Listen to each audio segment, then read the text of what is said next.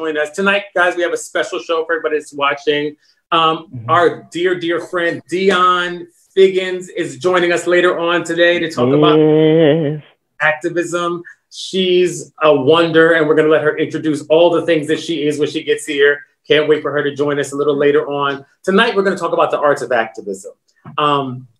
We want to really get into unpacking what it is to be an activist, what it is to be an artist. I know we've been talking about activism in this pandemical time, during this COVID time. We've been discussing it week in and week out, but it seems to be a topic that won't quite start. And I thought the best way to start talking about it is the three people that you have before us, myself, Brian Harlan Brooks, Darell J, and Jamal Story, have always been in arts, the arts of activism, even when we were little wee ones, I think.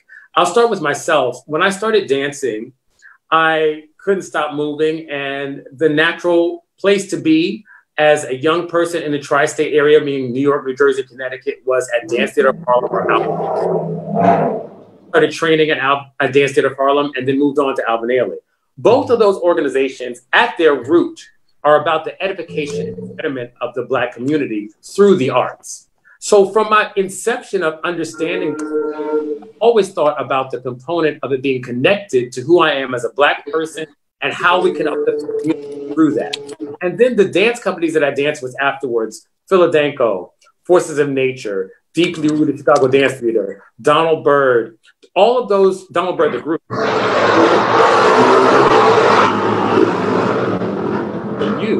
were to make sure they gave back to the community from which they came. So teaching, choreography, lecture demonstrations were a main component of the work that we did in those companies. So it never dawned on me to separate my artistry from my quote unquote activism. As a young teen, I was very active and political. I live in Teaneck, New Jersey, and we have been protesting in different ways and being activists in different ways since I can remember.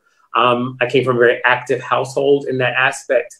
But even as I started to become more of an artist, it was always an aspect of it. As we traveled the country or traveled the world, teaching and giving back to the communities that we were touching was a main component of what we were doing. When I was dancing with Philadelphia, we would always notice the grants that were given to Philadelphia versus Pennsylvania Ballet. And that would be a main contention point in the funding sources for Philadelphia, which is the Philadelphia Dance Company. And Jo Myers-Brown, one of her main components is to give back to the community at large. Many of these dance companies that we talked about that I was in, and even the other ones, Alvin Ailey, Dallas Black Dance Theater, Lulu Washington Dance Theater, Joseph Holmes Chicago Dance Theater, they all were rooted in community-centered work, where the work was of and for the people, inspired by Alvin Ailey, inspired by the Black Power movement, and inspired by the Civil Rights era. So you see all these companies starting to pop up in the 60s after Alvin's company or a little bit before, and they're all inspired and all want to give back to their communities. So it never dawned on me for my work to be anything other than that. So even when I moved on to being on Broadway and dealing with The Color Purple and dealing with Motown, the things that attracted me were things that spoke to me as an artist, yes. And they weren't always centered around Blackness in the work. But the companies that I spent the most time working with always had an inference to give back to the community that they are a part of and from.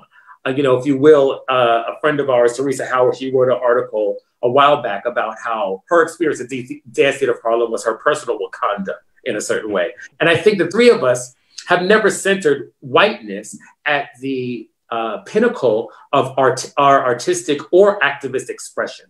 And that is one of the things I wanted to bring up tonight as we go forward to talking about all those other organizations. Jamal, what was your experience like growing up as a young Black artist?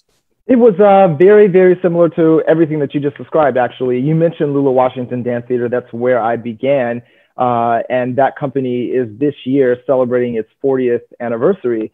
And what was compelling to me is that Lulu Washington was driven far more, and still is to this day, driven far more to tell stories, to deal with her community, what's going on in Los Angeles and in the real world of Los Angeles versus the Hollywoodized sort of version that gets the moniker of LA all the time.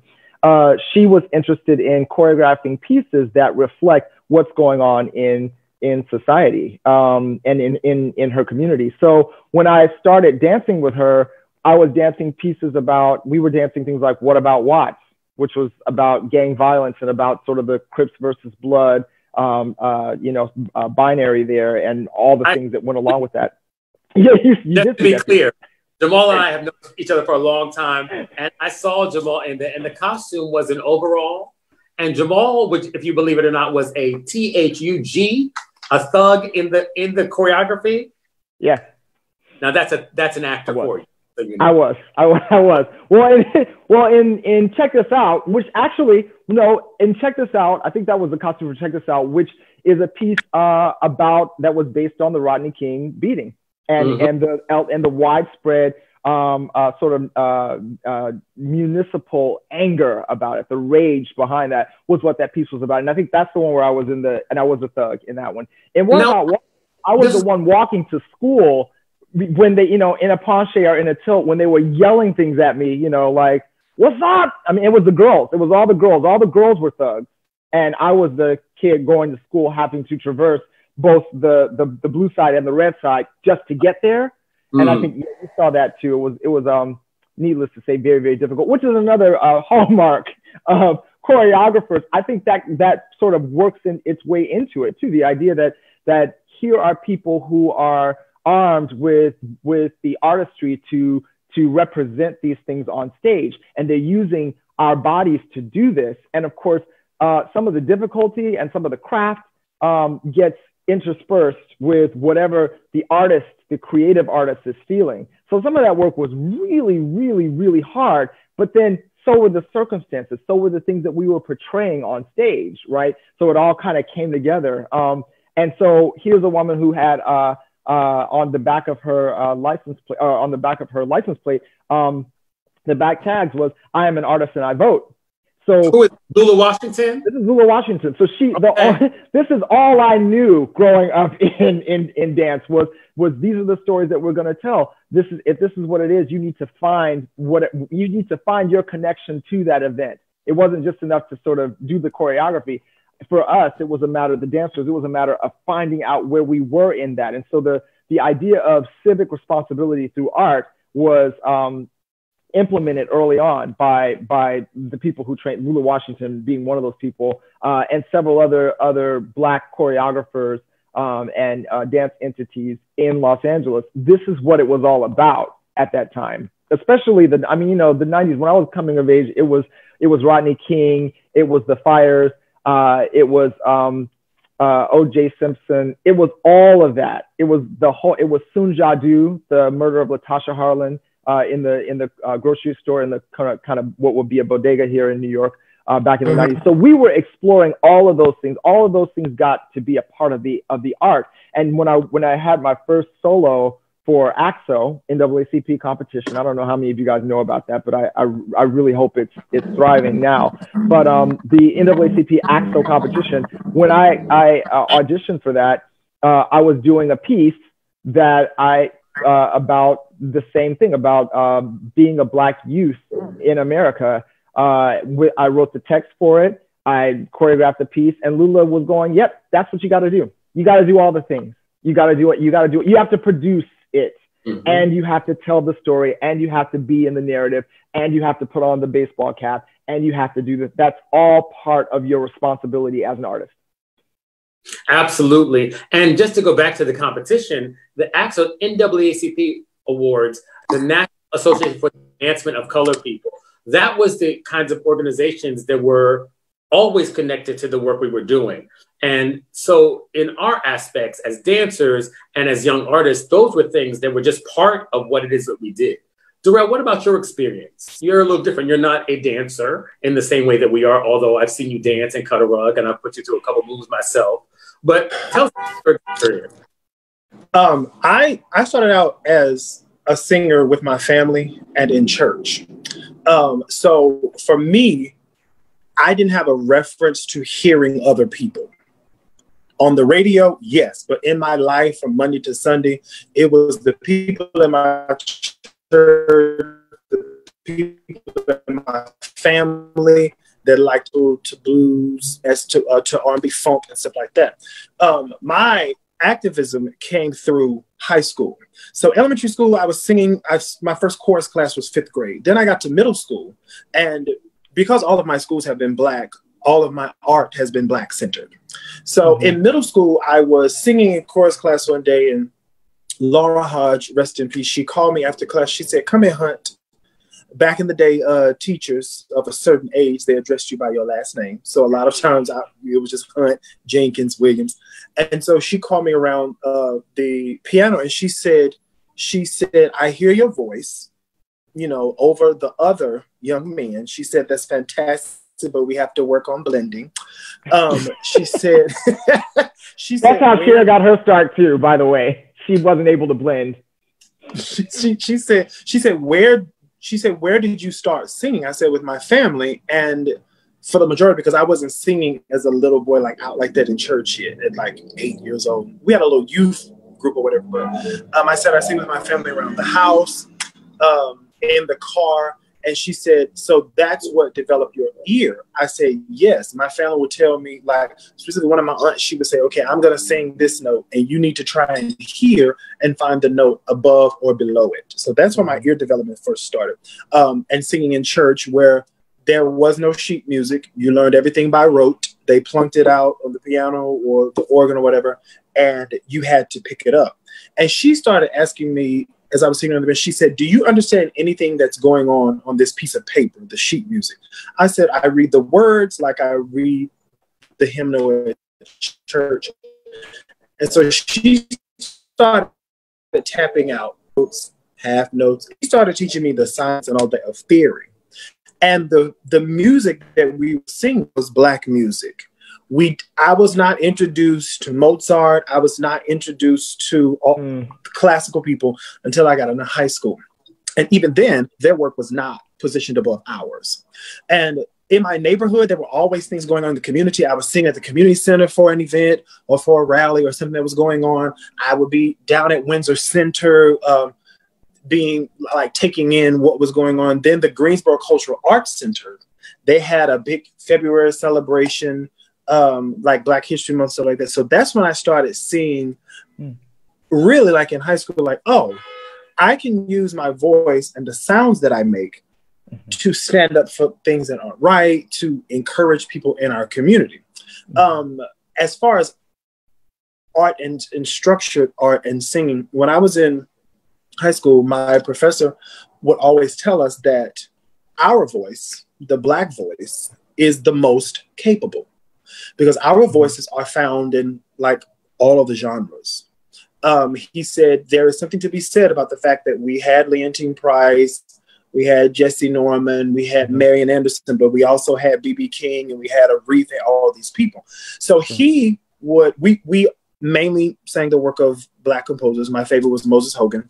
He would make sure that we understood our sound and how specific it was. He would play vocal ensembles or choral ensembles that were Black, then he would play them that were white, and then he would play the ones that were mixed. And after a certain amount of time listening to that, we could tell that's a Black choir. They're white. So I was always fine-tuned to understand that my art was great and nobody's art was better than my individual art. Not that I was better on a different, but nothing is better than what I have to give to the world as a human being. So in performing and singing throughout the city, we sang African chants, we sang the music of the civil rights movement, but we also learned Latin phonetics, German, Spanish, French, Italian. We knew all of that, but we were never, ever taught that that was bigger than us. Even going through college, when we did my degree is in acting, but when we had, What college did you go to, Darell? I attended and graduated from the illustrious North Carolina Agricultural and Technical State University in Greensboro, North Carolina. What's the regular name? What do we hear most often without the agricultural technical? What do we say with that in the Black community? A&T. A&T. Right. If you can tell the Black people that aren't really aware because they say AT&T, and I'd be like, no, baby, that's the phone company. Yes, and so within within the curriculum at the Illustrious, in the theater department, we studied the African-American experience within theater.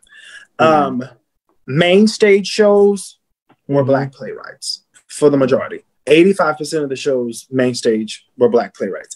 In the classroom and studio and stuff like that, we did the Ibsens, we did the Chekhovs, we visited Cushman, we did that. But specifically, we were taught that we had a responsibility to use the talents and the crafts that we were developing to stand up for what's right.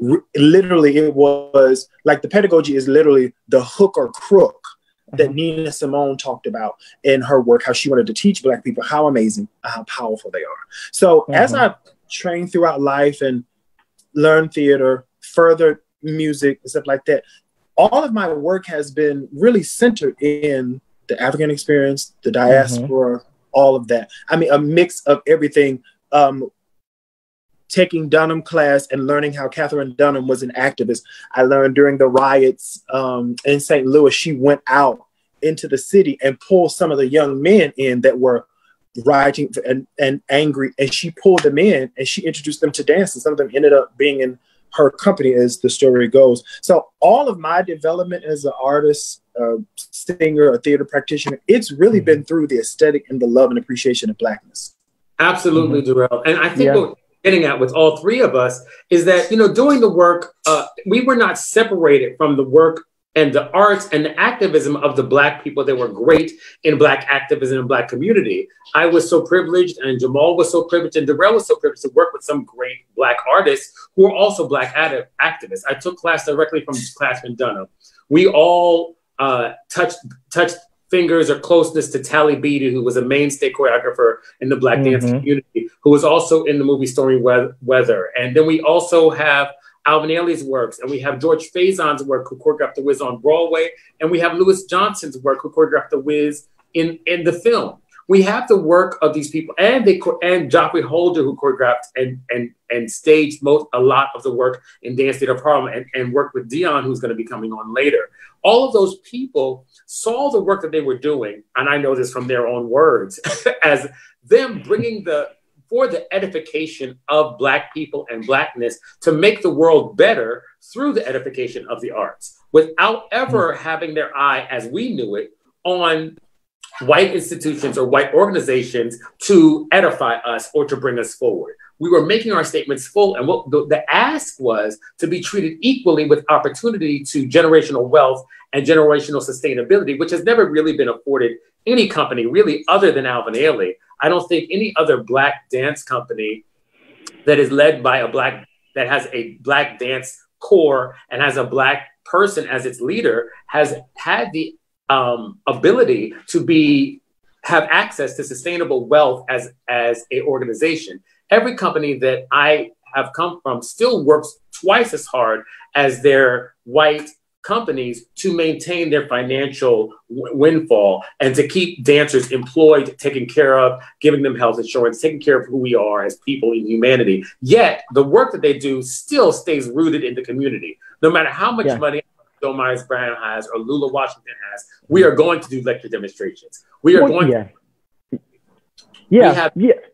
Go ahead, Jamal. No, I was that part is prescient to me because, of course, you know, you mentioned Nina Simone, Darell. It's like she said, you don't have a choice. You have to do it. It's the artist's duty, as far as she was concerned, to do exactly this. And it's not always easy, particularly when you're learning in the formative years, and this is a part of it, to sort of do all of the things that Brian is describing. I mean, I remember we did a piece on Harriet Tubman.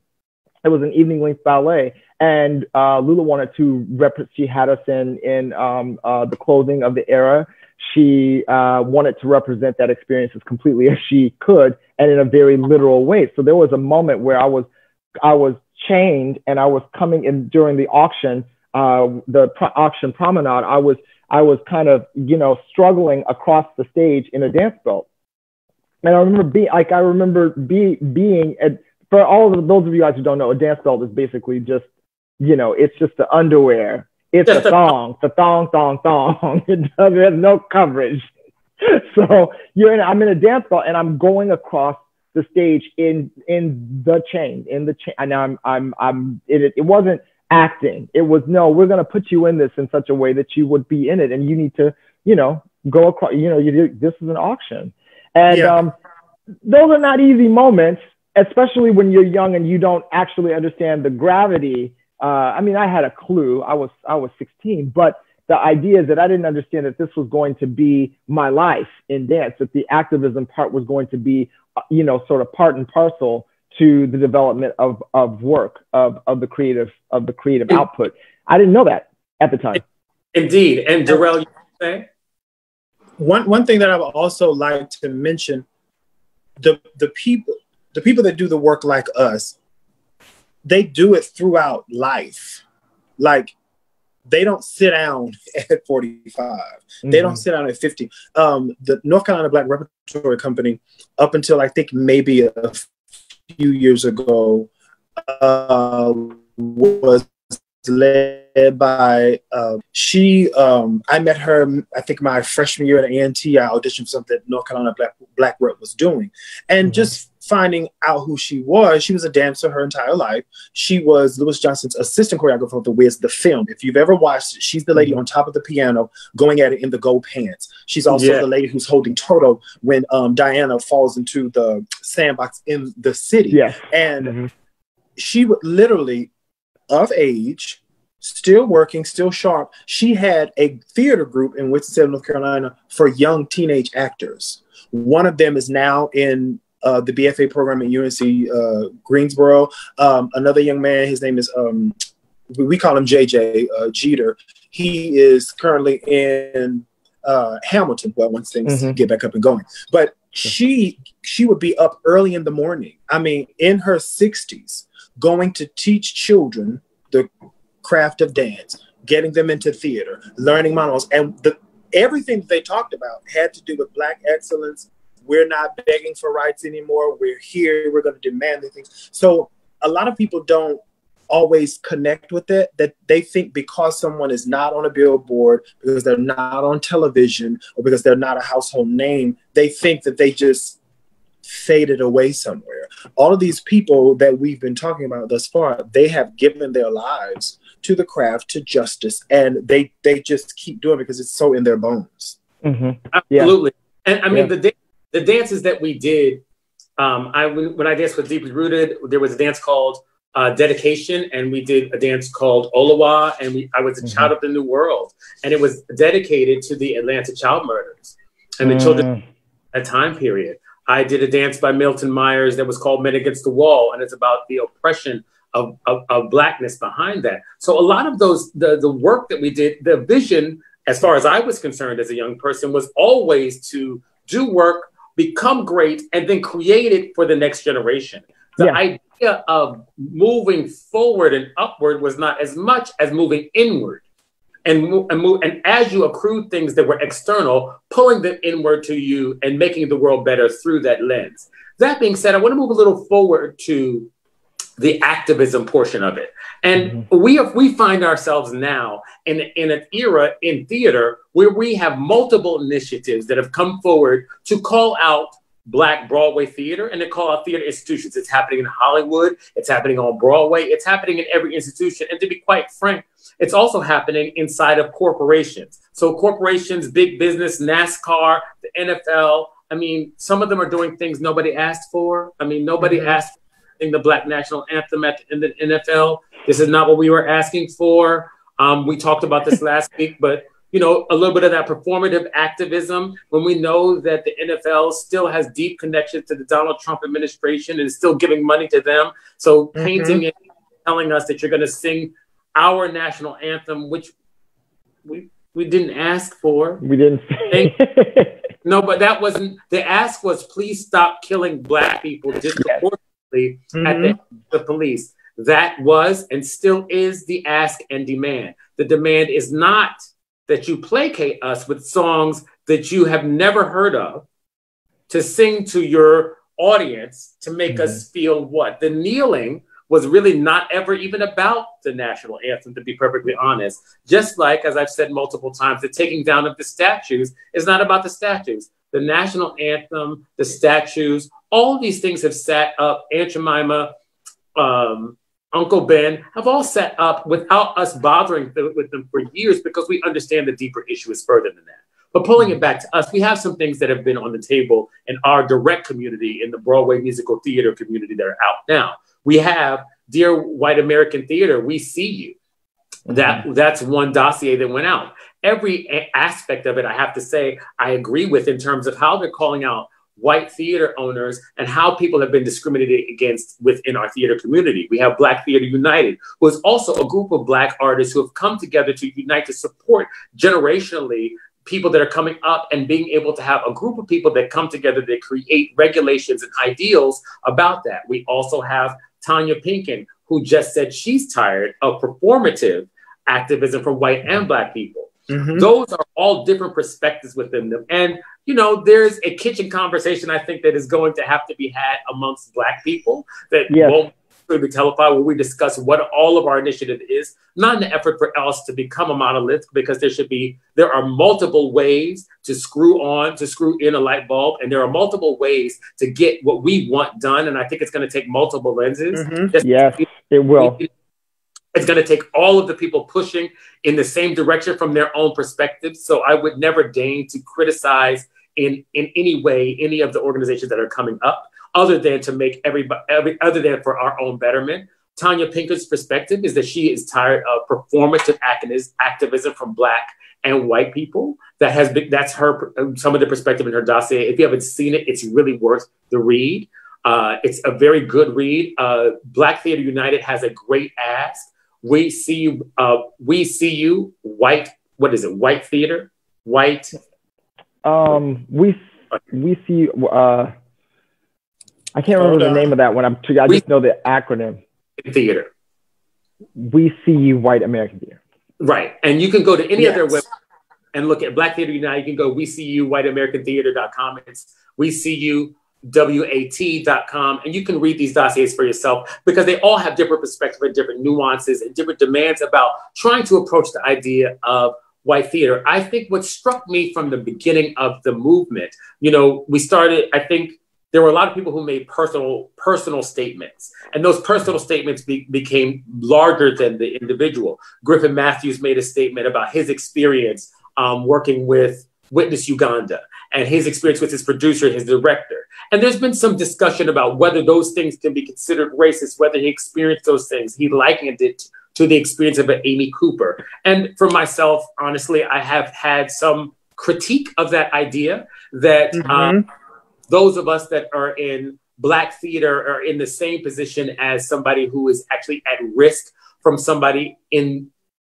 our death and life being taken by a police officer or by a false arrest. I do think there's a discrepancy between the two. And I think it's important that as we the three of us laid out our experiences as young Black people, I always considered it to be a place of privilege and luck that I was able to be a dancer. So my expectation, and anything that I've gone through as a dancer and as a Black man in dance, yes, there's been difficulty. Yes, there's been racism. And for the record, I think every single Black person on the planet has experienced racism, whether they know it or not. And I'm including Clarence Thomas and Candace Owens, people that I cannot stand. Ben Cause. Right, but whether they know it or not, they've experienced anti-Black racism as well. And anybody who wants to participate in lifting the voice of Black people after experiencing anti-Black racism is welcome to the table. I'm just not sure that all the people that jump to the front are all the people that should be involved. That again, nitpick, and that's a nuance that I don't know. It's a nuance. And that's basically to your point, it becomes about sort of how all of the things dovetail into this roster of perspectives on how to deal with a thing. And I've always been a fan, in as much as I with you, Brian, have critiques of various portions of these things that have been published and these moments that have shown up on the thread, as it were. But what is definitely exciting to me is the idea that it pushes forward the truth that we are not sort of homogenized in our thinking as Black artists any more than we're homogenized in our thinking as Black people about anything, you know. And so the idea that, you know, it's ironically, Griffin Matthews, you mentioned, he's now on Dear White People, the television show. And one of the things I love about Dear White People is that it, right off the bat, first or second episode, I can't remember which one, you get to see this Black residence hall and watch all of these very, very, very intelligent Black students with vastly diverging perspectives on how to deal with white supremacy, you know, and it shows up in how they sort of go about their lives on campus. So I do like that aspect of what's going on now in the theater community, in the Black theater community, that everyone's going about it with their convictions about what it ought to be, and there is some disagreement. There's some definite disharmony about it. I think that the danger is it becomes about those nuances and the degree to which this is no longer just a kitchen conversation, and then it becomes sort of a thread conversation. That's where I get nervous. Mm-hmm. Well, one of the go ahead, Darell. For me, I thought he was going to say Laurel. For me, it is, what I like is that people are understanding, as we've said, the requirement of the nuanced conversation. There is no one answer for the racism, discrimination, mistreatment, harassment. There's no one answer. People have to talk regionally. People have to talk nationally. People have to talk within organizations. So there's no one specific conversation. What I love about it with VCU, One American Theater, other organizations, what I like about it is, a part of it is a bit unfortunate, but what I like about it is the people who have not had our experience coming up as Black artists, understanding the value of Black art, Black people and people of color that have been taught that Eurocentric art ideology is the way to go. People that, like from the theater perspective, I've been told by many Black people that because I don't do Shakespeare, that I don't have a full grasp on theater and storytelling. What has happened is those types of people have been made to deal with it. They have been the hammer hit the nail on the head. They have felt the ouch. They have felt the discrimination that they missed because they had certain proximity, because they had certain privilege, and because they had a different lived experience. And for me, I was on a Zoom call last week, and we were talking about just what's going on in America for Black people. And it was Black and white folk, different Latino backgrounds. And someone positioned a question. And that question, even though we were glad to do it, it was a safe environment. The question caused us to educate this white male on what he could and could not pay attention to moving forward, or what he should or shouldn't pay attention to moving forward. And we had to educate him on issues. He was basically saying, well, I don't see people crying out in this area, in that area. And, you know, we're focusing on this big national media situation, but I don't see people in what had recently happened in Atlanta and in Chicago with all the shootings and stuff. We told him those things were going on. If you're in the know, you know how to access them, you know how to support them. And I said that if you have the general historic information about the oppression of a people, you can move and run faster within groups of people. We don't have to slow down and teach you, well, Plessy versus Ferguson, if you already know that. And I'm not shaming or bashing anyone for not knowing anything. I'm just saying that now people are having to sit down and have conversations and approach this thing from a place of history, not from a place of feelings. Well, I didn't feel bad at the theater when I worked there. Well, didn't nobody treat me bad when I was on that gig? But people around you are saying this has happened X amount of times in different ways. So I'm loving, out of all of this disarray, I'm loving that people who have been overlooking certain things, they're being made to deal with the bull. Absolutely. And I think we're going to move on to bring our guest on. I'm really excited about Dionne coming on. But what I think is very interesting in the moment is that there are multiple organizations that have come forward. And the one thing that I think Tanya Pinkins asks in her statement is, where has everybody been? And I think that of Black people and white people. And I think what we've come to in this conversation that we had thus far is that we were privileged as young people to be in the environments we were. So we were put there. So many goes back to the national interest in the arts and who gets to access the arts. The reason these Black organizations that take care of the arts in organizations where they're in areas where they're not funded very well is because it gives people like young Black kids an access to that work and access to that legacy and then access to their history. When you do grow up in an environment where you don't get to learn about all the Black artists that came before you, you're going to center whiteness, just like if you're an American who has an unlearned white supremacy or patriarchy or homophobia, you're going to be patriarchal, white supremacist, and homophobic. You have to unlearn that, and it takes a constant unraveling. And what I'm most excited about at this moment is that people who were taught, because listen, when I was in Motown, when I was in Color Purple, there were people that are in some of these organizations, when I would see them in the halls at Ripley Greer, where you would smell sweat and fear and stress, and they would say, I would say, oh, are you coming in to audition for Motown? They would be like, oh, no, I'm not auditioning for that. And these were Black people. Or they would say to me, oh, no, I'm not coming in for the Color Purple. And no matter what you do as a Black person, the respectability politics within the art, no matter how close your fifth position is as a ballet dancer, no matter how high your note is as a legit theater singer, you cannot negate the scourge of white supremacy and oppression. And I think this moment has made that clear to everyone. With that being said, I want to bring on someone who's been in the work for a very long time. Her name is Dionne Figgins. She's a star of stage and screen and the dance floor and everywhere else. She has an organization she's a co-founder and director of programming for Broadway Serves. And she's a dear friend of all of ours. Jamal, you got for Dionne? Here we go. Dionne Figgins. What's up, bro? Hell. Don't. Hey, guys. What's up, bro? Hey. Can I just say, too, that I want to just say really quickly, we talked about AXO earlier. She posted in there that she did AXO, too, that she won second place at AXO.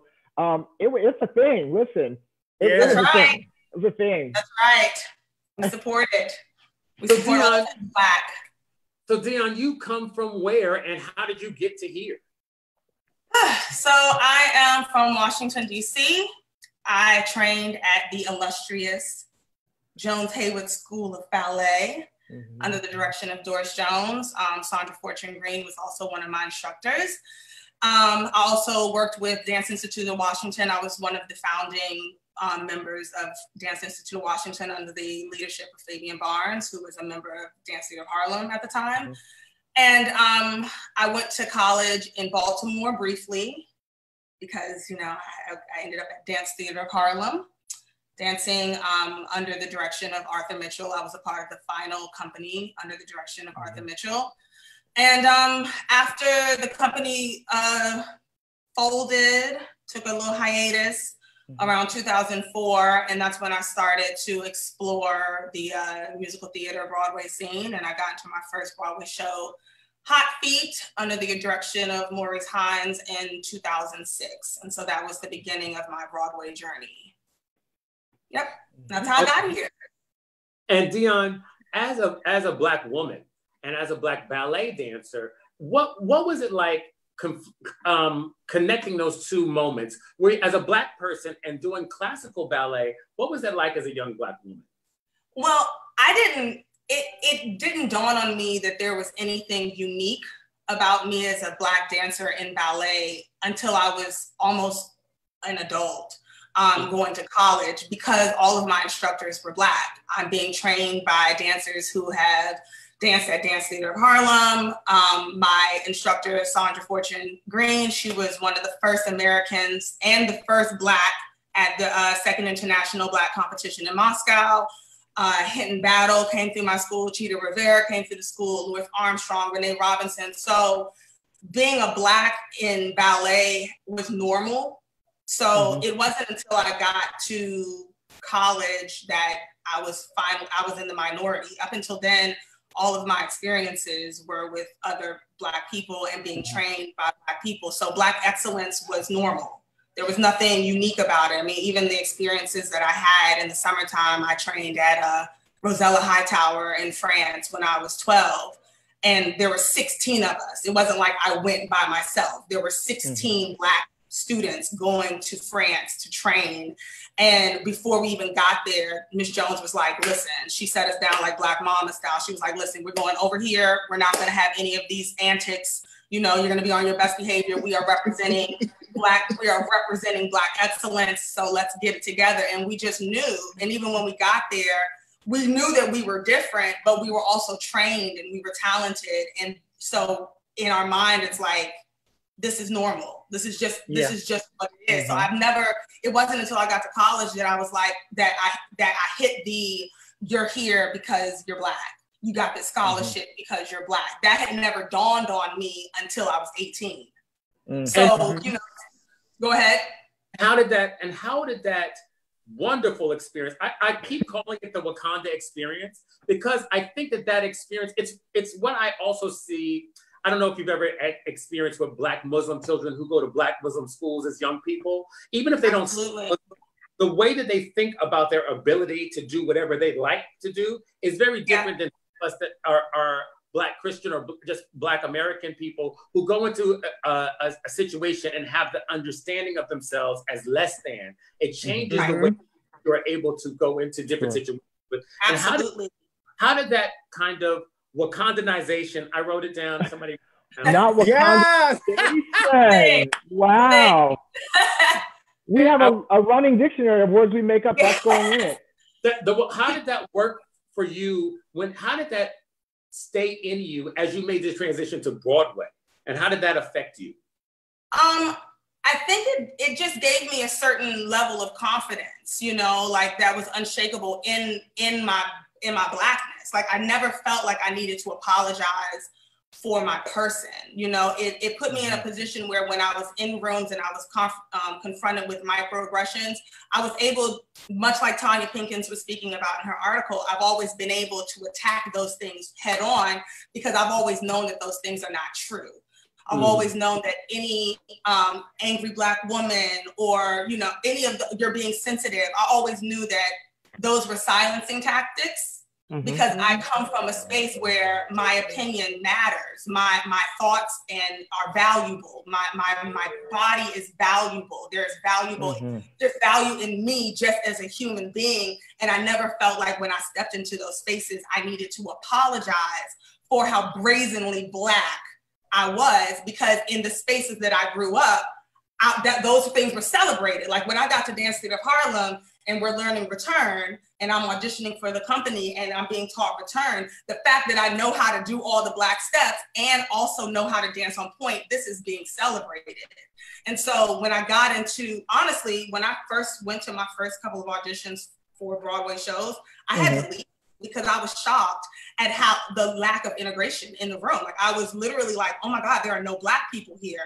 And somehow in my mind, I had become accustomed to that in white spaces, in ballet. I was like, I knew that there weren't going to be any Black people there. So I was ready, I come in and I have my head up and I'm like, I know it's not going to be any Black people here. So I'm here to represent. But when I came to Broadway and there were no Black people in the first 4 auditions I went to, I had to leave because I had to get my mind around the fact that I'm trying to enter into a new profession and there are no people in the room that look like me.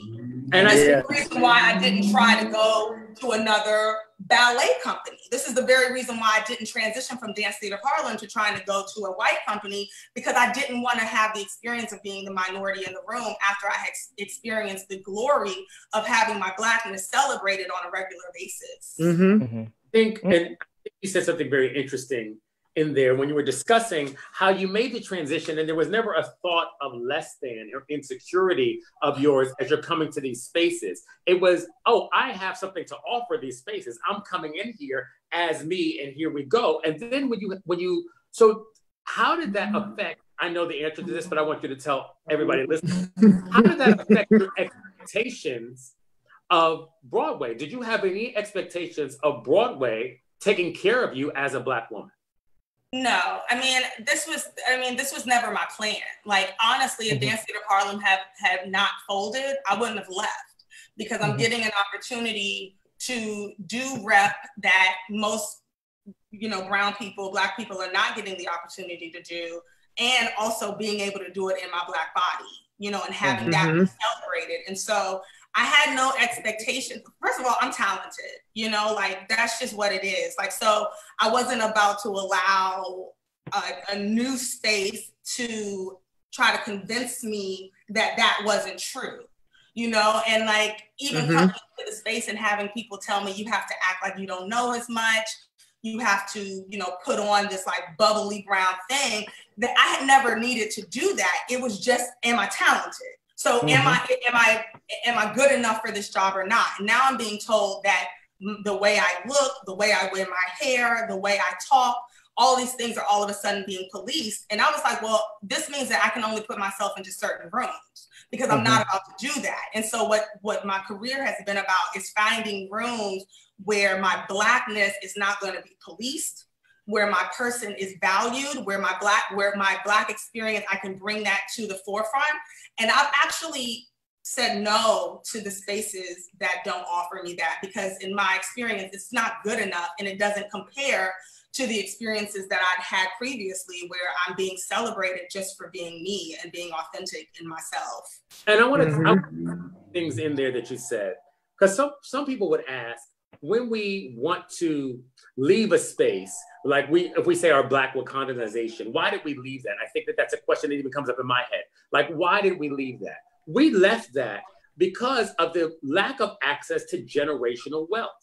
Had those organizations been able to have generational wealth, there would have been no reason to leave. Those organizations did not have the access to the generational wealth that sustained us as we grew older.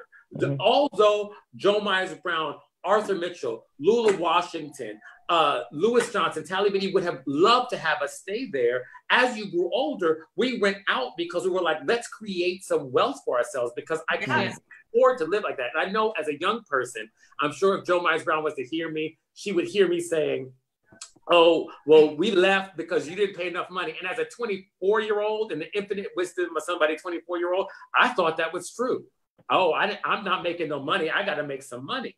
But I never thought I want to leave here because I want to be somewhere where I'm more validated.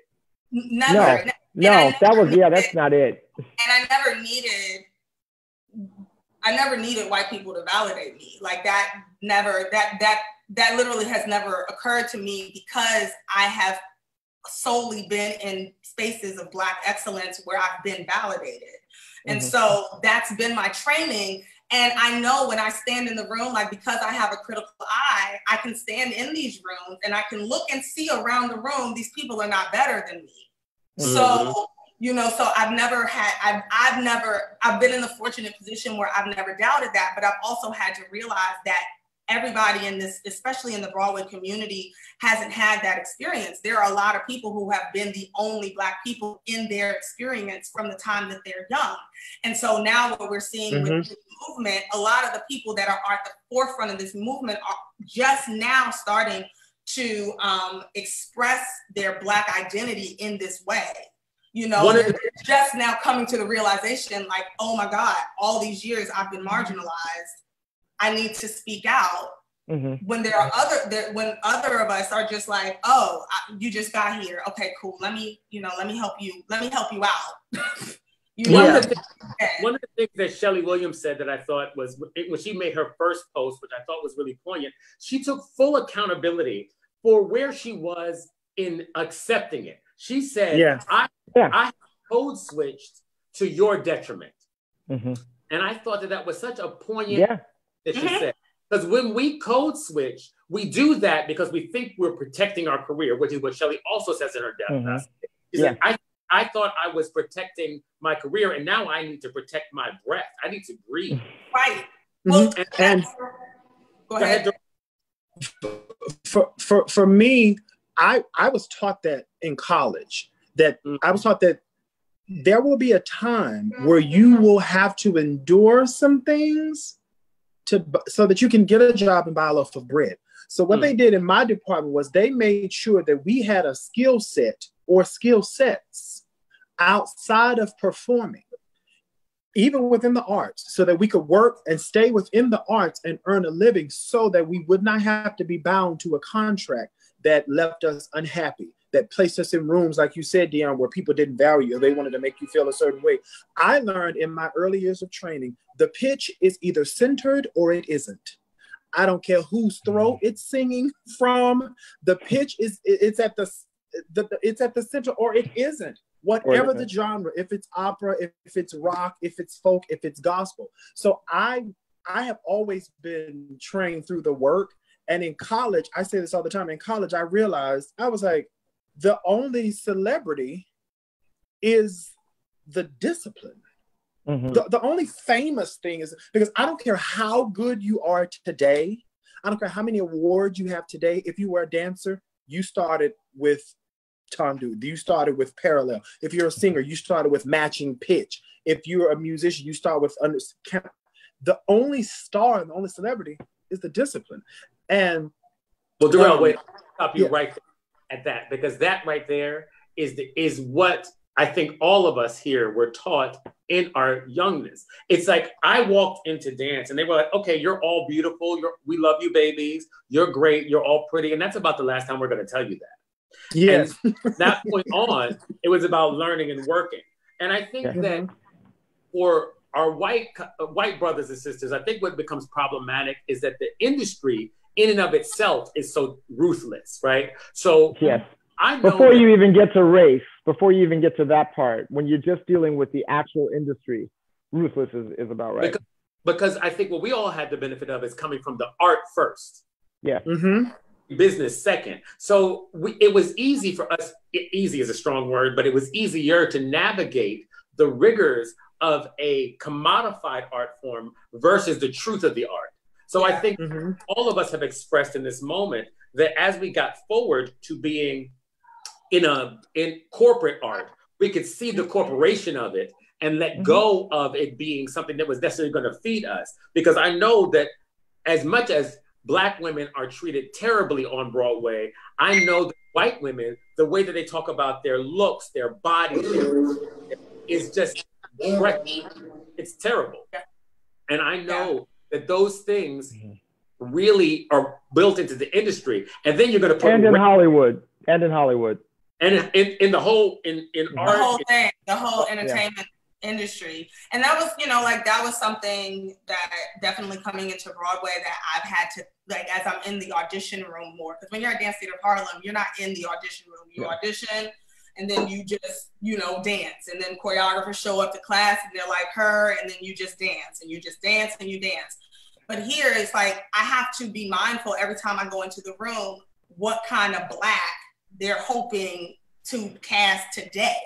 Is my hair right? And and all of the standards are coming from a Eurocentric, ideal, right? Like, is she skinny? Well, this is a Eurocentric ideal, because we know in the Black community, everybody ain't skinny, and everybody is, people be like, yeah, fat ass is good, like they like it, but now I'm in these Broadway rooms, and I'm like, oh, am I skinny? Even in the ballet world, I'm already dealing with that. So, but I was not aware that when I got to Broadway, I was going to have to maintain some ridiculous Eurocentric ideal of my body. That's the whole reason why I left the ballet world in some regards, is because the rigor of being Black, but then also trying to maintain these Eurocentric ideals. I was like, I don't know if I can continue to do this for my whole life. But again, if Dance Theater of Harlem, I just want to be clear, and what you're saying is true. If Dance Theater of Harlem hadn't folded, I would have stayed. Right. Because to date, I haven't done work that rigorous since then. Coming to Broadway it's challenged me in different ways, because I've had to learn how to use my voice and I've had to develop my skill set. But in terms of the rigor of the work, that's, don't mind me. People are calling me. I'm very important. But anywho, but to touch on what you were saying and how this goes into activism, what you're talking about is being in service to your art, right? Like, we were taught how to be. And so when you say that the celebrity is the art form, that means that me as the artist, I have to be in service to the art. I'm not in service to myself. I'm not here because I want to be famous and look at me. It's like, no, look at the step. look at the choreography. Let me be in service to the art. And also and being in service to the art also means I'm in service to the other artists that I'm working with. And Dionne, I'm gonna stop you there because I want you to tell us a little bit about what made you create such a wonderful organization and be co-founder of Broadway Serves. What was that for you? So 2012, we all know what happened. Trayvon Martin was killed. And here's a little, this little kid who could be our brother, our cousin, whoever, who's riding, walking through the neighborhood, he gets killed. And they don't arrest the guy who killed him. It's confusing. A month after that, they have the Million Hoodie March in New York, and across the country, this was happening. And I was there, Dana Marie Ingram, my other co-founder, and Kimberly Marable. We all showed up as individuals to make our voices heard, and basically do the protest, and we've all protested before. This isn't the first time I've been to a protest, but there was something different because this isn't the first time I've been to a protest. Amadou Diallo, Central Park 5, the list of names of people who have been murdered, of Black people, goes on and on. And so we were like, we need to actually do something. We have to do something about this. And so we decided that day, we decided, okay, we're gonna have a meeting. And within a week, we had formed Broadway Serves, whose mission is to connect theater professionals to community service opportunities. And that component was so important to us because we recognize that on Broadway, we're so separate from the community at large, right? We go through our 8 shows a week and we kind of don't do anything else. You show up to the theater and then you go home, and you've been to repeat that cycle every day. But we're working in a community where Covenant House is right down the street. There's homelessness. It's terrible homelessness around Times Square area. And we're seeing all this every day as we're going to our very fancy and illustrious jobs. And so we were like, we can make a real impact here by being in these marginalized communities and bringing what we bring to these communities. And so we started doing a lot of outreach work. We started partnering with soup kitchens. We started partnering. The partnership that we have with Covenant House is incredible. We go there, we hold open mics twice a year. We work in their clothing closet. We have touring companies around the country going out doing community service wherever the city is. And one of the most important things that we are doing is working with the Broadway children to teach them early the value of community service and being in service to others. And so it just was it was a response to exactly to what we're seeing right now, right? And when we started it, it was hard because we recognized that we weren't interested in the photo opportunity, right? We weren't interested in the step and repeat. And we recognized that in our community, most people want to do a benefit concert, something that kind of spotlights them. And the work that we do, we can't take a photo because some of these people have been trafficked. Some of these people are running from, people we can't, these are marginalized communities. We can't exploit them in that way so that we can say, look at the good work we're doing. And so we recognize that might deter people from participating because there's nothing glamorous about this. But as we continue to do the work, we just stayed in there. We just stayed in there and we continued to do the work, and people started to really recognize the importance of the work we were doing. And, the people that were right for this work, because everybody is not right for this work, I'm reluctant to point any fingers at anybody for what they are choosing to do or not to do at this time, because I recognize everyone doesn't have the heart for the work, nor the stamina for the work, because it's not something that happens for a season. This is work that has to happen forever, for your whole life. And so that's what we're making a mission about. It's this is work that we're going to do every month of every year for as long as we can, because the work is never ending. There's always somebody in need. And I think that's a good place to close this little segment of it. And because I think what we're all discussing is a lifetime membership to work. And not work of labor and hard work. To me, from my perspective, and as it was taught to me, it is the labor of love. I love my world, my planet. Just to be clear for anybody who's watching, it's not just for Black people. We believe that arts changes people. And that is why we were from the beginning. It's not just to edify Black people only. The edification of Black people then becomes the edification of all people, because the people become the most of these. So yes, we bring Black people forward, and as we cannot get to equity until we get to repair the damage that is done to people under the back of white supremacy, and then we can get to equity, and then all people can be treated equally. And we use the art to do that. And the institutions that we've been involved in, all four of us on the screen before you, have made a point, a vested interest in continuing that work. The organizations that we spoke of, Philadelphia, Dance Theater Harlem, Lulu Washington, North Carolina A&T, as soon as these organizations had 50 cents, they were giving a quarter out to the community from which they came. It wasn't never a whole dollar, never a whole dollar. And first, I've talked about this quite a bit. In between semesters, I taught theater camp. My university has called an enrichment camp, and almost every college had a camp. Engineering had robot science. We had theater. We would have kids whose families couldn't afford it. And we started noticing the parents would say, well, Shaniqua ain't gonna be back next week, budget's a little tight. What my professor and I decided to do was, we told those parents, don't bring them to the drop-off point. Bring them directly to the classroom, and they're gonna get a scholarship. We wasn't losing no money. We wasn't coming off no money. We just walked them babies on in the classroom. And when I went that in the morning to get the snacks, I just got snacks for the kids that were under scholarship. Just like when I was growing up in elementary school, I was born in '79. So elementary school for me was the mid to late 80s. I had teachers that supported everything that the students wanted to do. If you wanted to write, if you wanted to dance, if you want whatever. And they supported the children on a human level, because my teachers had deodorant, they had hair brushes, they had oil for your hair, they had extra t-shirts and socks and stuff like that. A lot of my teachers took me to rehearsals, gave me $20 for a haircut or whatever. Yeah. Everybody was young. Well, the whole idea of community was there. The whole idea of that's the service.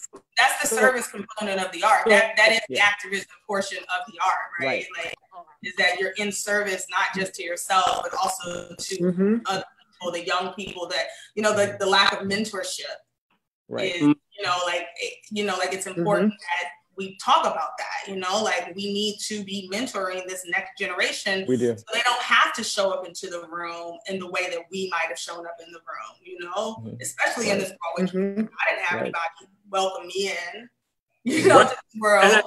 Trying to change the room, the commitment to changing the room. Yeah. I think that one of the things that I've heard recently is that when you're in the room on a mission.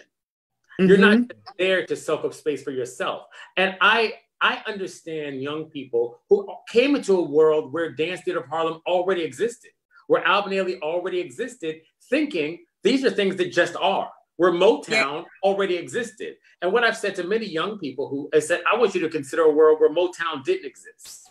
To consider a world where Alvin Ailey didn't exist, where Dance Theater of Harlem didn't exist, where The Wiz did not exist.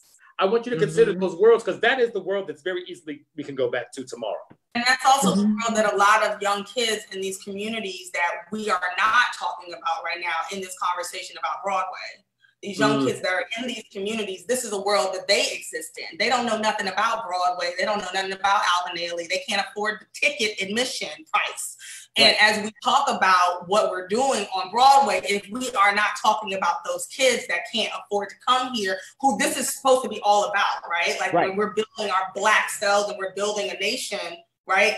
If we don't talk about those very marginalized children that don't know nothing about what we're talking about, and nothing about this conversation is impacting them. And then if we, I have such a hard time. That's one of the reasons that I have such a hard time with the sort of the general scope. I love that there are different perspectives as far as Black arts and activism is on Broadway specifically, but that's the problem right there. That's the key part, is that it's trying to find the sustainability of our works and our actions beyond the stage, and beyond Broadway and beyond the Tony and beyond the lights and the celebrity and the contract, on television that happens because someone saw you.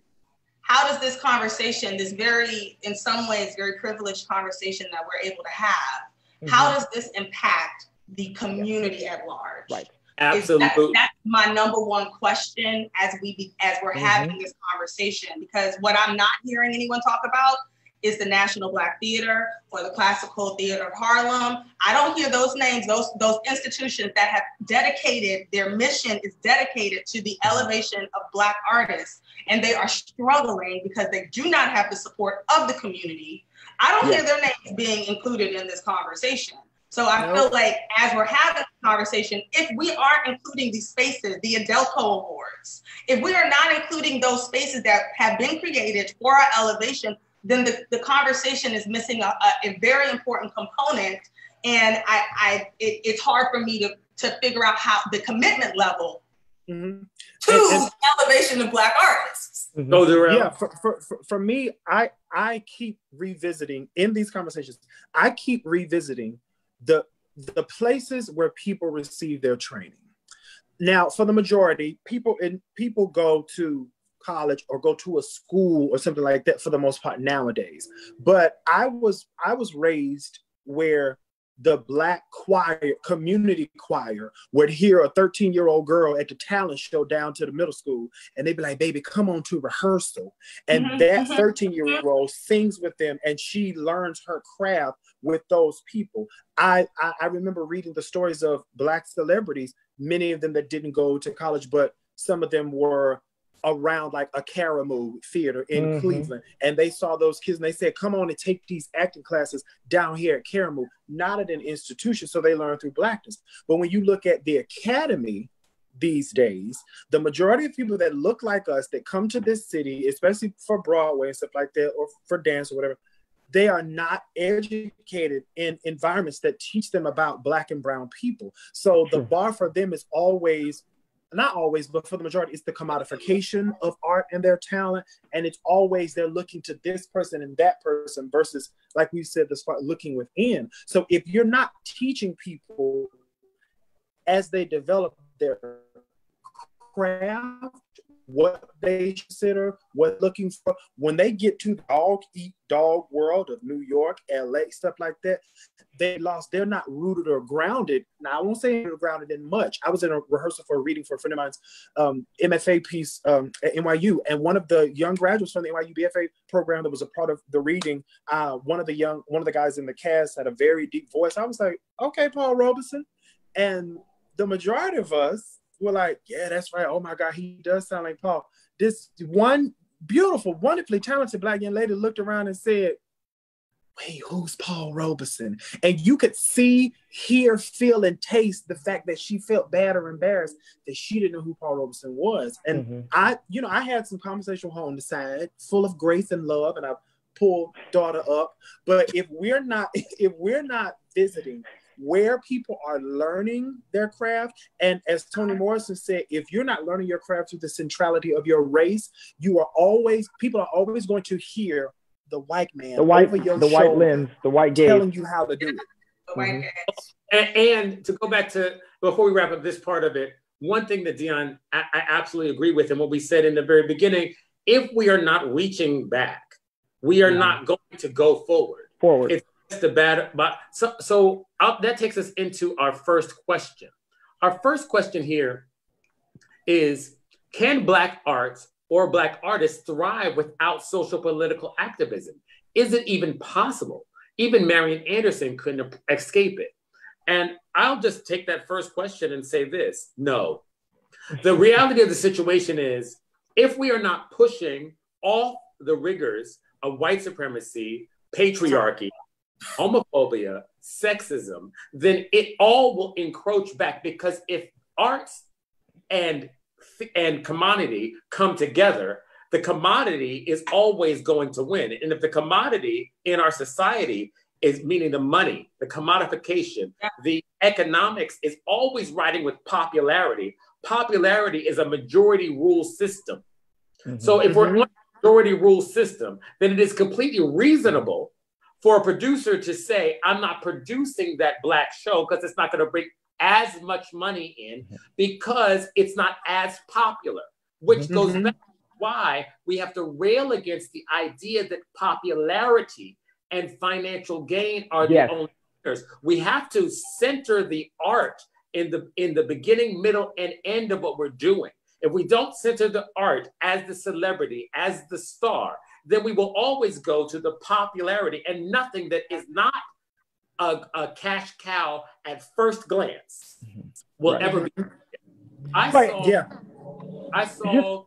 I'm sure nobody thought The Wiz, and The Wiz is still a critical failure in most aspects. The Wiz, the musical, never gets great critique, and The Wiz, the movie, never gets great critique. However, it is a cult classic and stands in a place of its own. So same thing. I mean, the only show that, and to be clear, there's a love affair with The Color Purple currently, but Jamal Story and I were in The Color Purple on Broadway and on the tour when it first started. There was no love affair. No. There was no such love affair going on.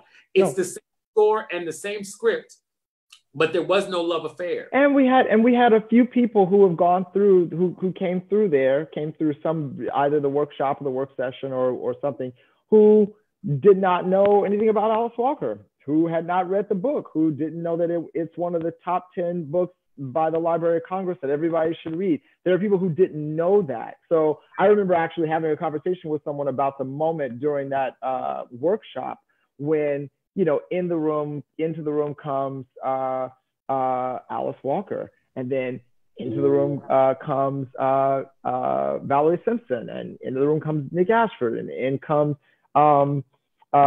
Quincy Jones. And I remember having this conversation with this young Black artist, and this young Black artist didn't know those names and understood, I should know those names. But Alice Walker is the writer, right? And I'm going,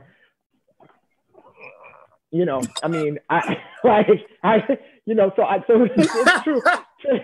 And to that question, you know, about, you know, whether or not Black arts or artists can survive without socio-political activism, one of the things, piggybacking on what Brian said, the idea of history, what narrative, what story are we telling, right? I mean, you know, if nobody's interested in our story, or nobody knows it, or nobody cares, then it's not popular, and then, you know, nobody wants to tell it. So we also have to recognize that our Black people in general, can we even survive without it? You know, we can't, as Black people, I have to keep taking it back to the Black people who aren't in the arts.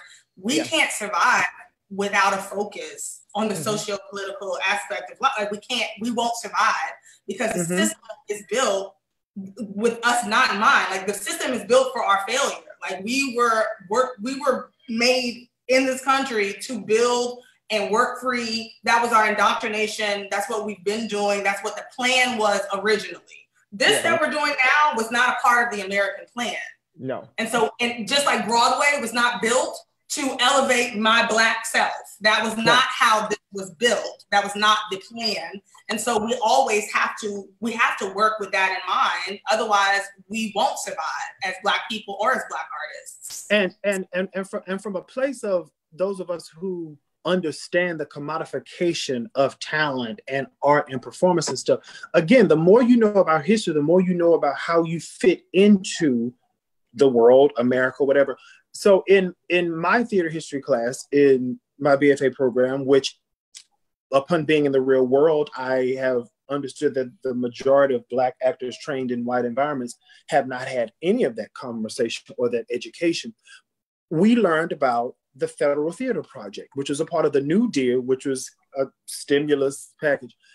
It was money that was given to the arts. If you could prove that you had been a practitioner, if you were an actor, if you were a set designer, if you were a costumer, you worked in makeup, whatever, there was money given under the New Deal for artists and performers, entertainers. Within that, there was a separate set of money for the Negro units. So that was the money that was given to Black artists. It was not as much, but it was money that was given to Black artists. So the regional theater movement was founded by the money from the Federal Theater Project. So they wanted theater throughout the nation. If you ever see an older theater that's a Black theater, like North Carolina Antiques Theater, it was originally named the Paul Robeson Little Theater. That's on the sign on the other side of the theater. They kept it up because it's a part of history.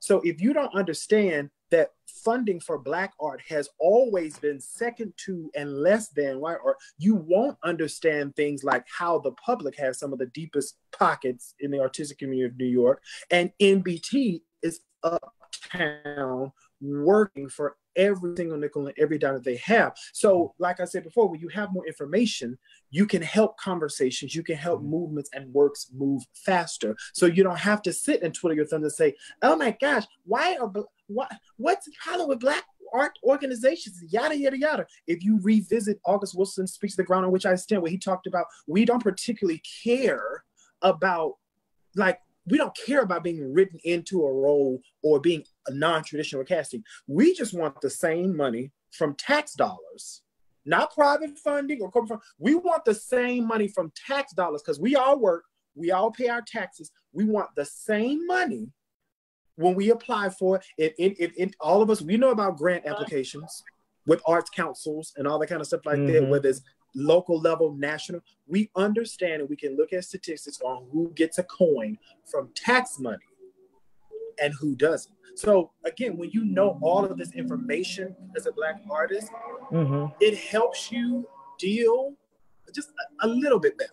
It doesn't erase the pain or the sting of it, but it helps you deal with it, and it helps you get up every day and take a deep breath and move forward. And I think moving forward to the next question, I just to close that out, that segment about that, I really think it's imperative, and more than imperative, if you don't do this, nothing else will happen. If you don't understand that the arts is not the same thing as the job, if you don't make those things separate in your mind, heart, body, spirit, and soul, you will always be chasing it. I fully support changing the environments in which we work and fighting for them to be equitable. And I also fully support you cannot fight anything if you are unwilling to leave it. Yes. You have to be ready to walk away. You have to be ready to walk away. What are you leveraging if you're not willing to walk away? Yeah, and that's scary. And I think the reason I want to say too, speaking of these nuances, it's terrifying.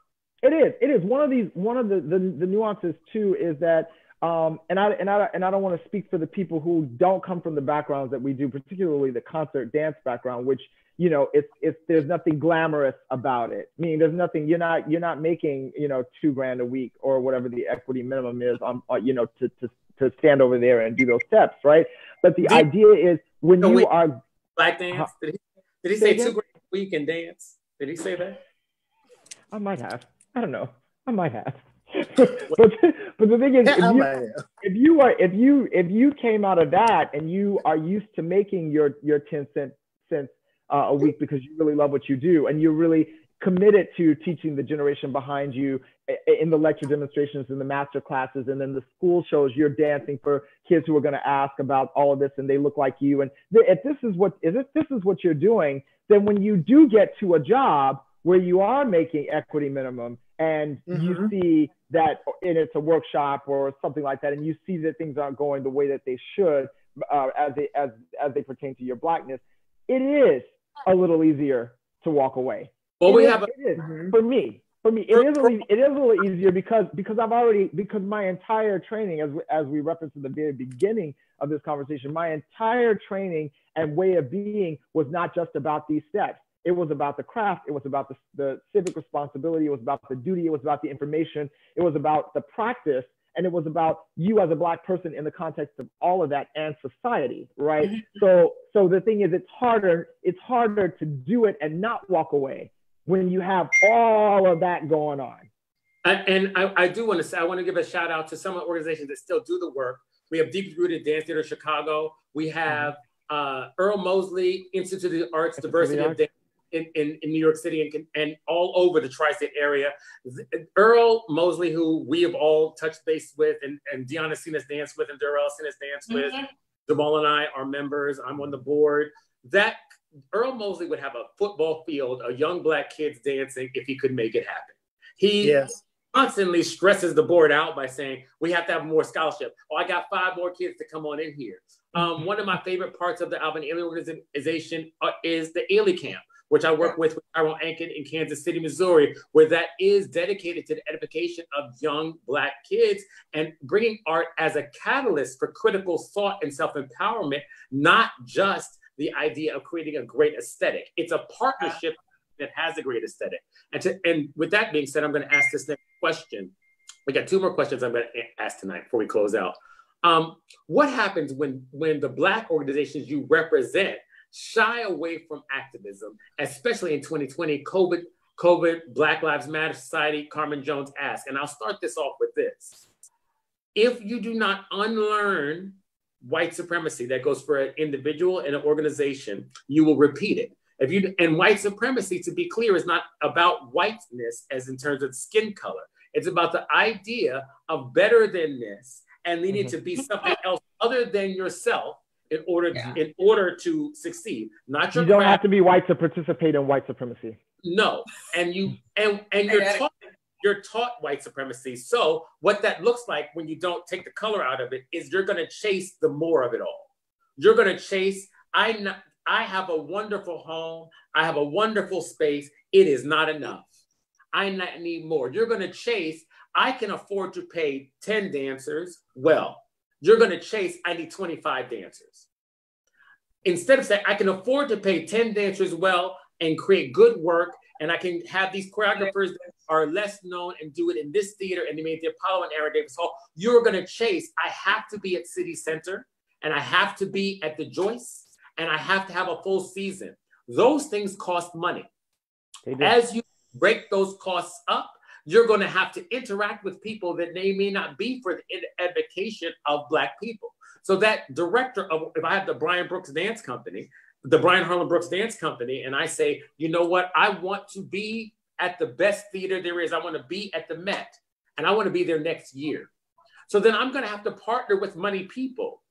Sure. Those money people, because let's not forget, one of the theaters in the Met is the Koch Theater. Okay, so I'm gonna just leave that right there. KLCH, everybody, KLCH. It's the Koch Theater, right? Those people. Who's sponsored by the Koch brothers.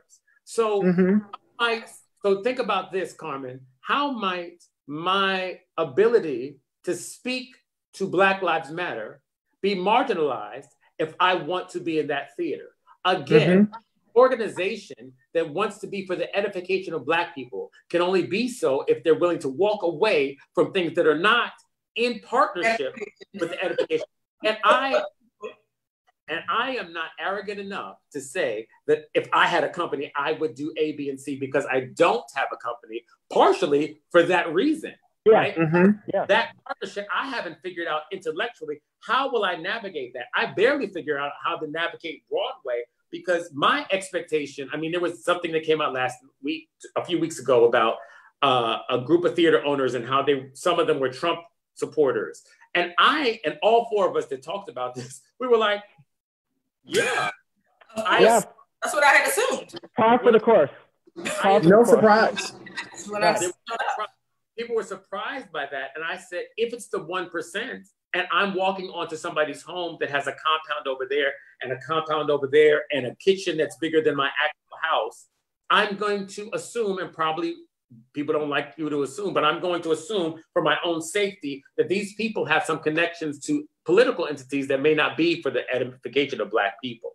So what I would suggest for you, Carmen, is to just understand that you have the autonomy within you. So if you don't have it yet, build your life so that you constantly are making the things that you're a part of become a part of you, so they make you better, so that you're able to walk away, as opposed to you being a part of it and it becoming part of your identity, and now you have no ability to extradite yourself from said organization. Go, Darell. And then we also, as you said a number of times. I like that. As you said a number of times, we have to define what enough is, and we have to define how content we are with the progress that we're making from one glory to the next. If you are able to save 5 kids in your lifetime, that's amazing. If you're able to save 50, that's amazing too. So a lot of people don't understand how they should measure what they're doing. If you are an artistic director of a company and you have your sights on the commercial bigness of things, if you have your sights on Lincoln Center, but you don't understand the difference between an artistic director and an executive director, if you don't understand what it is to have a person who's over audience development, someone who's over development in general, how to raise funds and funding, if you don't have someone on within your reach that's a grant writer, then you actually don't have your eye on that big place. You don't have your eye on Lincoln Center. And a lot of people don't understand that as you grow and get bigger, that means it's a bigger team.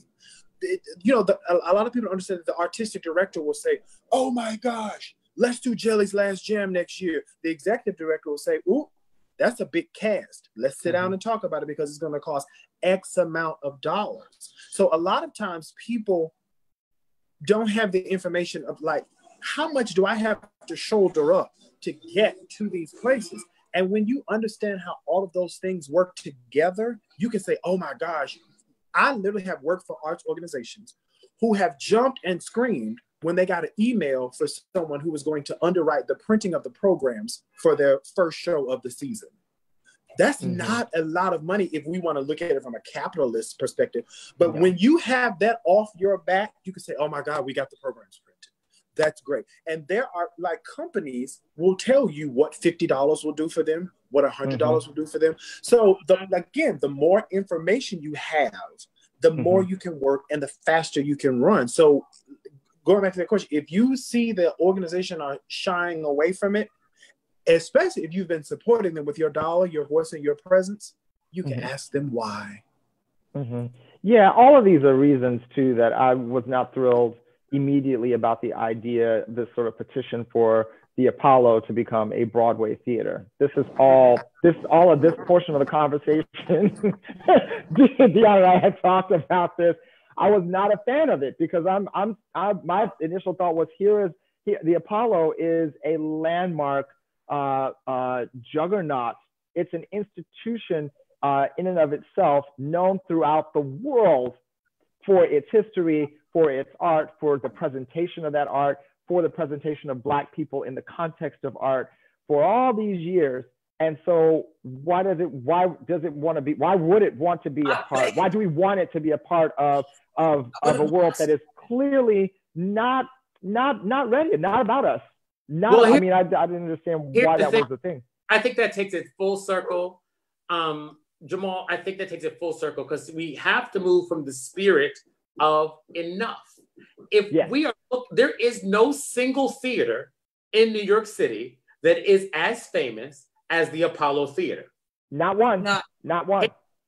People travel from all over just to come to the Apollo. They may stay at the Gansevoort downtown, but they get on that train and come right up to see the Apollo. They sure do. More to the point, the Apollo is able to do shows, one of which I choreographed, the first Noel, is able to do shows that are about and for the edification of Black people that don't have the overhead of a Broadway theater, that don't have the specter of a Koch brother telling them they can't do it, that are able to do what they want to do, able to have new singers, people that we know and love and care about, come and do shows in the Apollo Cafe, because they can pick and tailor their program for the reason the entire building was started.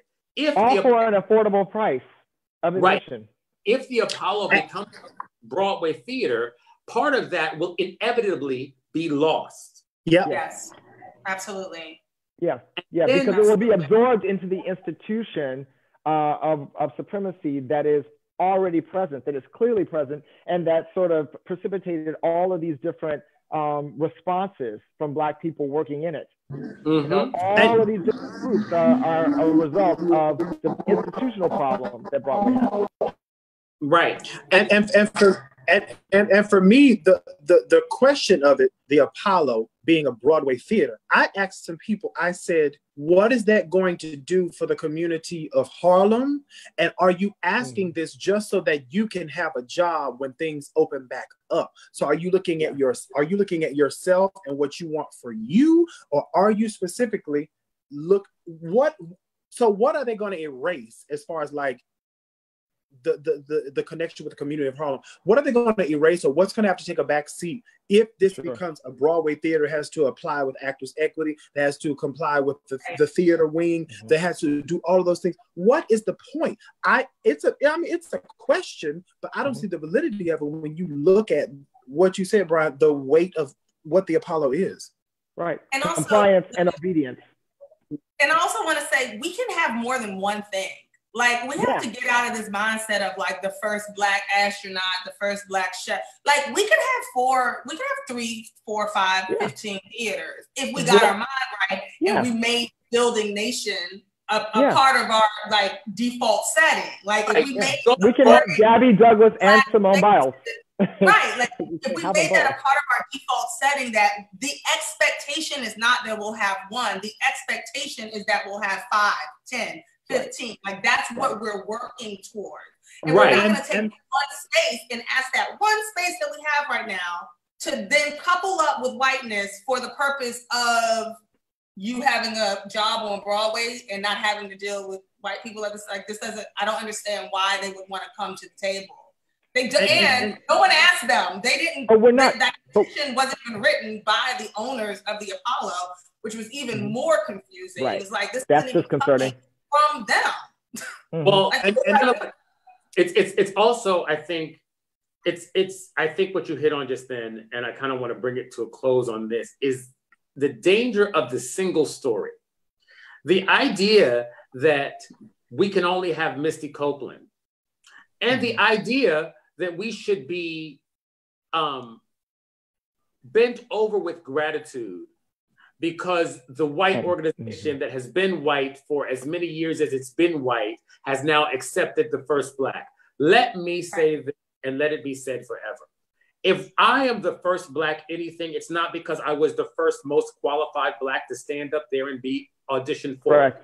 Someone else turned down. So when someone allows me, because they decide to stop being racist that week, to be the first Black, whatever first Black thing I am, it is their privilege that I even want to be bothered with it. It is the privilege of American Ballet Theater that Misty Copeland even cares about being the first Black, what is she, a principal? The first Black principal. The fact that she even cares about that. The fact that Brittany even cared about being the first cover in Wicked for that. I want all of us. If that's what Misty wants, I support it with all of my heart. If that was Brittany wants, I support it with all of my heart. But let's be clear, it's Wicked's privilege. Let's be clear. It's their privilege to have because we could all go, oh, knock on that door.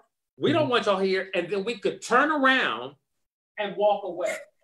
When you turn around and walk away, and then these institutions now, and maybe I'll write this at some point, but if I had my druthers at the point where they decide to stop being racist and they open their doors, no one would be standing there. Well, exactly. No.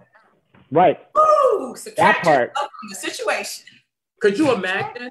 But can you actually imagine and I'm not saying that I don't want integrated systems. I think that that's wonderful. I think that I work with a Broadway producer who is working very diligently with his organization to change the scope of his organization. He understands clearly, Stephen Gabriel has said to me, he understands clearly that it's not just enough to be open to having Black voices. You're going to have to pursue this, which is exactly what Black organizations had to do. I can't just put my shingle up and have a Black dance school. I have to go pursue, as you said, Dionne, those Black kids who have never even heard of this opportunity. I have to go pursue that because that opportunity is being shielded from their eyes because they are at the business of survival. And so just bringing it to a close, I just want to say that when we are privileged enough to be done with the business of survival, it is our duty, I believe, to make sure that those that are stuck with the business of survival can come up with us. And you don't have to bring 5 up. Dionne, I gave you credit for this. We said this a couple weeks ago on our first show. You don't have to put the pedal to the metal to 100 miles an hour for the rest of your life, become a Black activist, grow locks down your back, wear an ankh around your neck, burn sage every week. Just be at a 40% press on it. You want to be on great. You want a Tony Award? Fantastic. But after you get your Tony Award or your Oscar or your EGOT, spend 40% of your time talking about Black people. Whoopi Goldberg does a lot, but do as much as she does when she speaks on the show. She's an EGOT, right? Yeah. And I don't always agree with Whoopi Goldberg, and I don't think that's the requirement. The requirement is that she speaks about Black people and speaks about Black women regularly. Yeah. Regularly. Yeah, she makes it a part of her work. Mm-hmm. She integrates it into the work, which takes it right back to the very beginning of the conversation, which is about the idea of making sure that the training and all of those things are that the amalgam includes all of it. It includes that as part of the work. That part is as important as the tendu, as important as the note at the center of the pitch.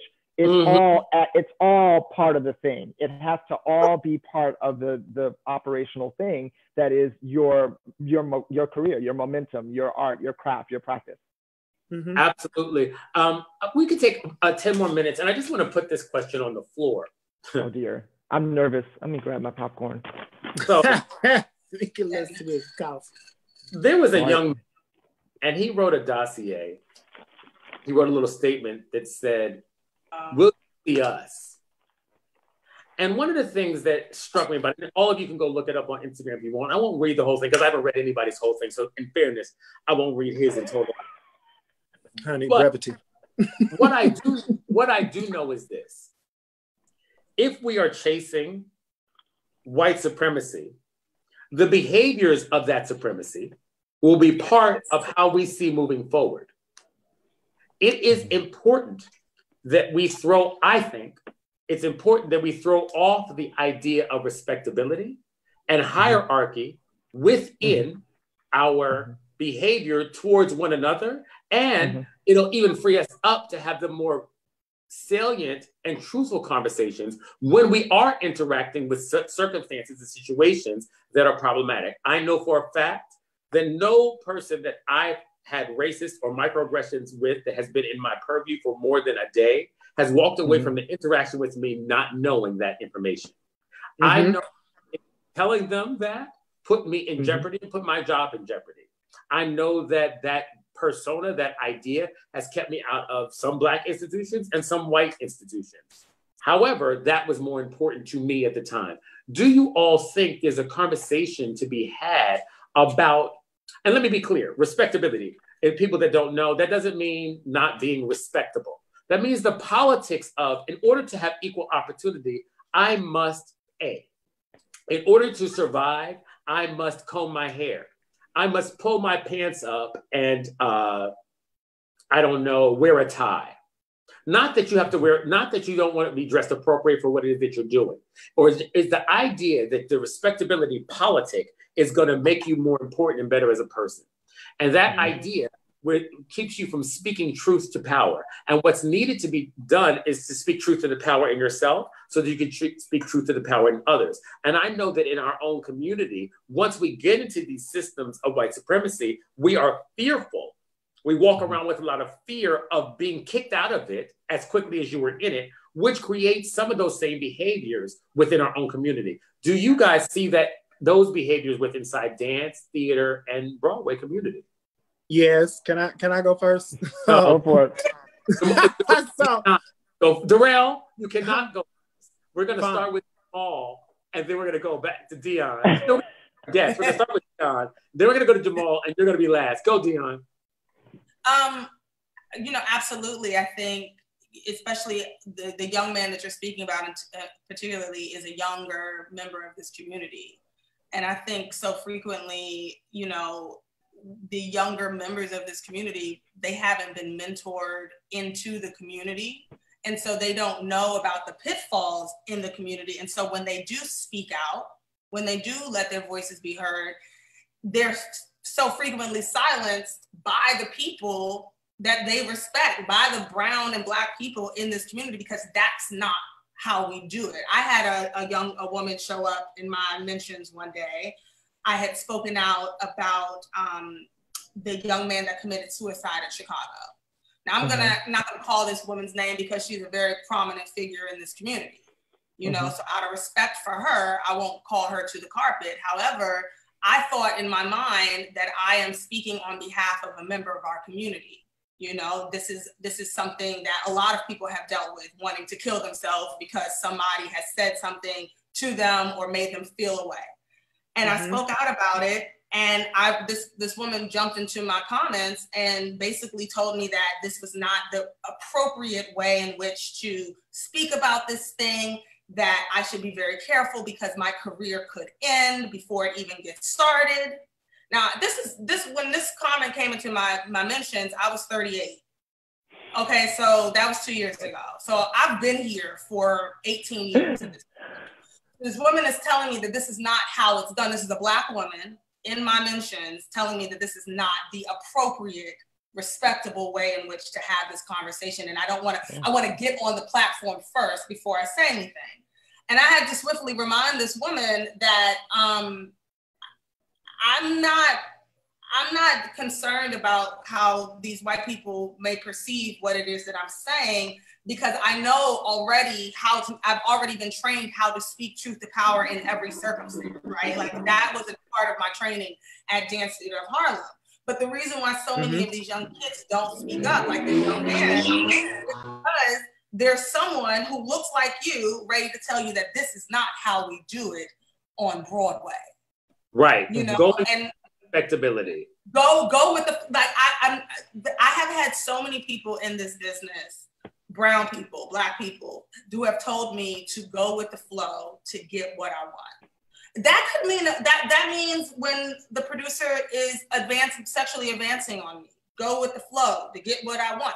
I don't want whatever you think I want, like this Tony Award or this show or whatever you think I want so badly. I don't want it as badly as I want my dignity. And so I'm going to speak on behalf of other people, but that's what I was trained to do. And unfortunately, we do work in a system where people enjoy the comforts of their proximity to whiteness because it's very comfortable. The table is made, the legs aren't wobbly, you know, chicken might be bland, but you know, we'll talk about that later. But all in all, the table has been created. What we're talking about is like, no, sometimes you have to pick up the hammer and create the table. That means sometimes I have to walk away from the table that's already made because I'm just standing at the table. I don't even have a seat at the table. But if I remain respectable, maybe you'll let me stand here. Maybe you'll let me stand here. But maybe but it's too risky because maybe you won't. Maybe I won't be able to just stand here. And I'm not looking to stand. I'm looking to be able to sit down and build something, right? And so I think we have to be really careful about what it is that we're asking from this moment. Because if I have to be respectable and I have to be appropriate in order to have dignity, I don't want it. Because I should receive that just by simple virtue of me being alive and a human. I shouldn't have to tap dance. And it doesn't matter how well I tap dance or sing or do any of these things. You're still not going to value me. I'm still not going to be able to be my authentic self. So am I going to go through my whole life doing this? This is a 60-year-old woman that's approaching me in this way, who still feels like she has to silence herself about injustices happening in our community. Do you think that's what I want for my life? Well, I think that's a great moment to move to Jamal. And Jamal, what were you going to say there? So for me, it's a lot. I agree with everything that Dionne just said, and we got to see it. Dionne and I were dance captains with you as associate choreographer at Motown. So in building that show, we were in a space of privilege because from the standpoint that we were a Black room, but we also understood that there were, in addition to the Black person, Berry Gordy, who was putting all this together, putting all this up, there was still a white Broadway structure that this was all going to go inside of. The thing I think about with respectability, first of all, just a note on respectability politics, the whole idea of it is difficult. And I think a lot of us in our generation, the generation of the people right here in this roundtable, have dealt with a reckoning, a sort of reconsideration of what those things meant, because we grew up in an era where that's where respectability politics prevailed. You got your education, you went to school, you went to college, You did pull your pants up. You weren't like those other Negroes over there, right? You did everything that you were supposed to do, and then you spoke a certain way, and your subject-verb agreement was on point all the time. And we're not even really doing the code switching thing because there's only one code, right? So, and then we came to a space where we're now all of the stuff has sort of gotten unpacked. And now we get it. Now we go, oh, okay, that was all put upon us. The respectability thing, that's all a part of white systemic racism too. The thought process that creates respectability politics is coming straight from white male patriarchy. So, and then that's when you get into sort of the criminalization of drugs and entire cultures in the Caribbean for drug usage so that we can, populate the prisons for the industrial complex. And you throw people away. Now, before we get to you, Darell. Erasure. Before we get to Darell. Well, oh no, I wasn't. Wait, no, I hadn't answered the question. I was just saying that was the note on respectability politics because I already know where Darell is going. Oh. So that was the note on that. So I say all of that to say that we have had to deal with all of that, right? And then so to this kid, I mean, a grown man, but the one that you're referencing, I did read what he had to say, and my heart went out to him from the standpoint that also I don't know if he had what we had growing up, where you had a sort of solid sense of self as an artist before you walk into the room, right? So that even though you're being measured against other people, you know your strengths, you know your weaknesses, but you know that you've done the work. So you deserve to be in the space, right? When you're starting on Broadway, at least this is what I've seen. I've seen a lot of people get to Broadway and they're overwhelmed. So all of the self-esteem starts to retreat a little bit. There's a little rescission going on, right? And then so you're overwhelmed with, I'm in the room. I don't know if I'm good enough anymore. I might be. I'm over there next to that other Black person who's been to, auditions for the past 6 years, and is doing the thing. And I don't even know. I don't know if I fit in, if I'm there. And so that combined with a responsibility on some level to do what all of us have done and suggest, which is we got to be willing to walk away. The symmetry or the balance in that is sort of paralyzing, I find, for a lot of young artists, young Black artists coming to it, because at the end of the day, and at the beginning of it too, it's still a job, right? So it's corporate art. There's still the corporate part. There's still the part that has to do with what you're doing with your business, right? You have to pay bills. You have to build this resume. All of that is part of the thing in the same way that you would do it in corporate America. The cloak and the clothing of racism is just different over there, but it's the same idea. So my heart goes out to him because what he's looking for is for us, and going back to Dionne's mentorship point earlier, he's looking for us to help to sort of find ways with our privilege, first of all, and to help. And part of that reach back includes an understanding that there is privilege. We have to know that that's what we have. And that's part of the thing that is difficult and sort of insidious inside of all of these protests and things that are going on from our Black community, the Black voices, is that we have to keep in the forefront of all of that the level of privilege that we have.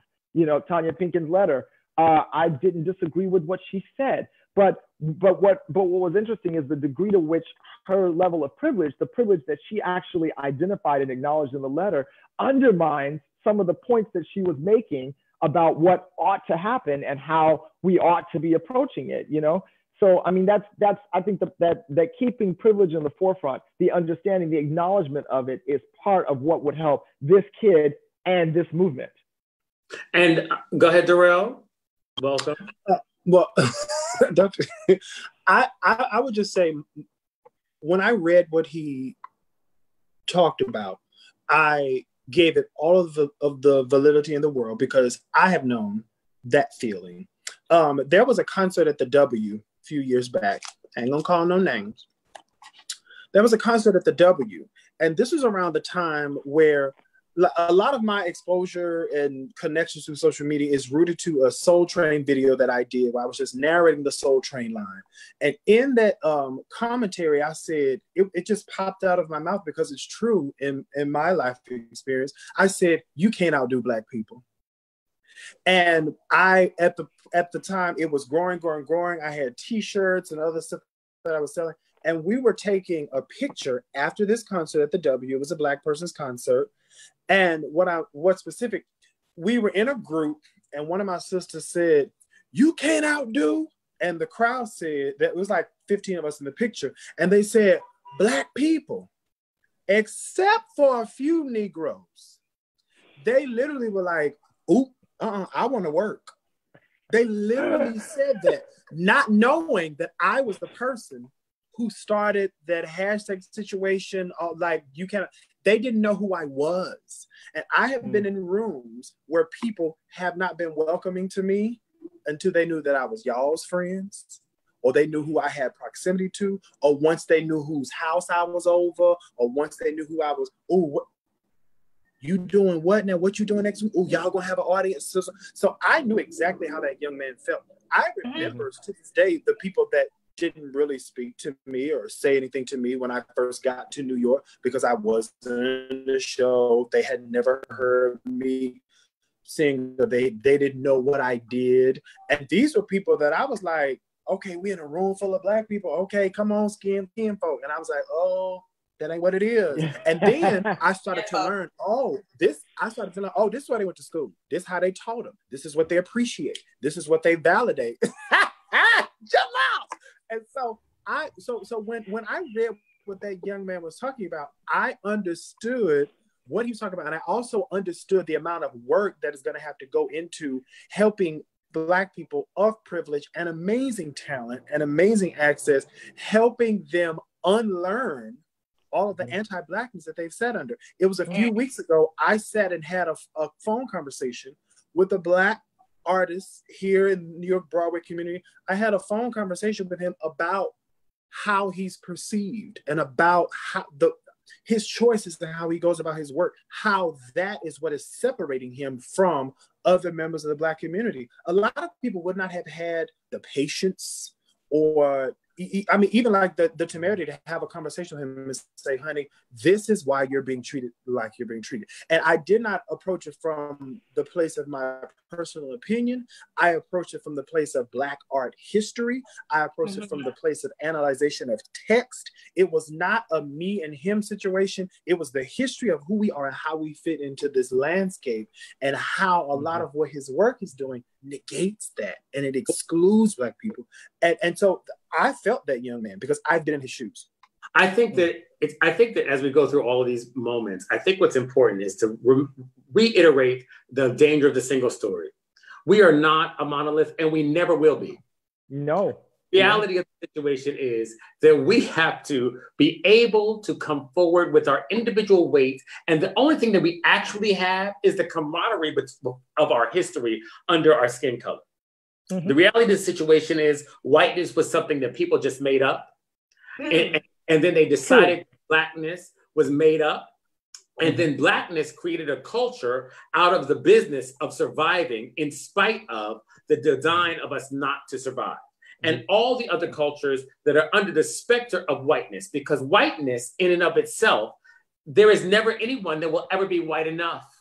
Even if all of people with brown melanin in their skin disappear tomorrow, there will be disparity between people who we now identify as white, because we have Ireland and we have England and we have Scotland and we have Sweden. And with all of that, there's going to be all of that disparity of wealth and privilege and resource within that.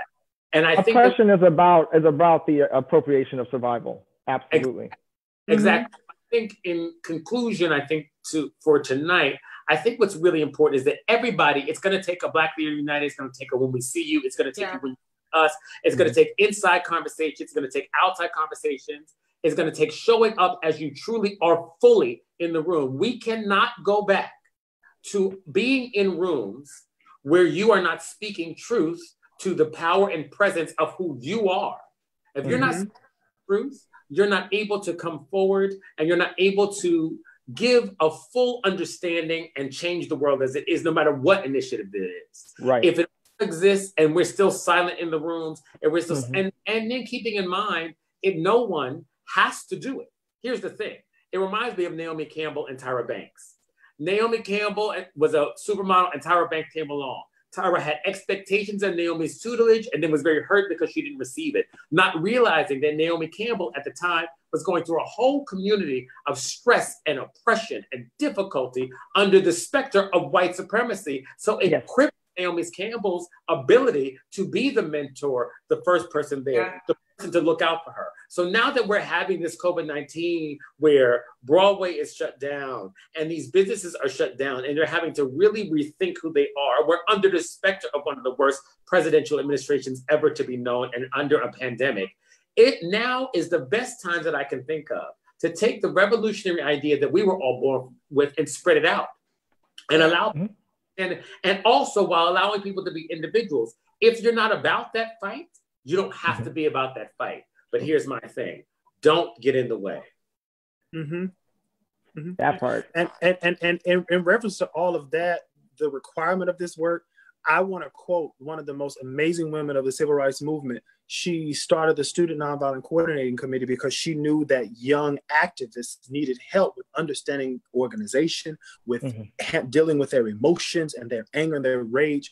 Ella Baker said, "We who believe in freedom cannot rest until this happens." She said, "I'm going to keep getting up every day, tired."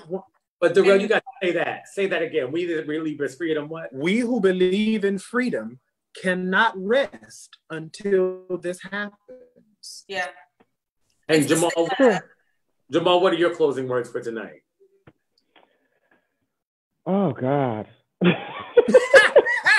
a good one. That's good.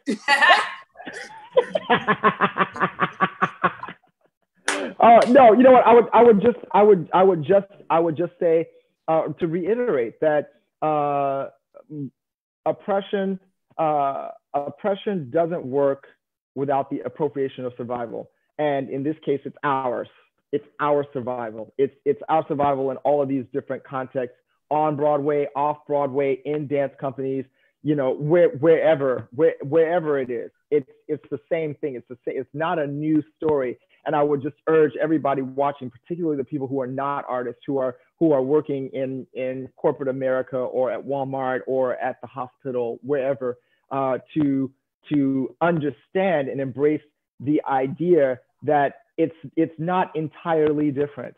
That the things that we're struggling for and working for, and that these organizations are after, in a context, as much as there's a certain level of privilege there, the root of it, the very, very, very deep dug part, is exactly the same. Dionne, before I let you take us on out of here, I'm going to say one thing.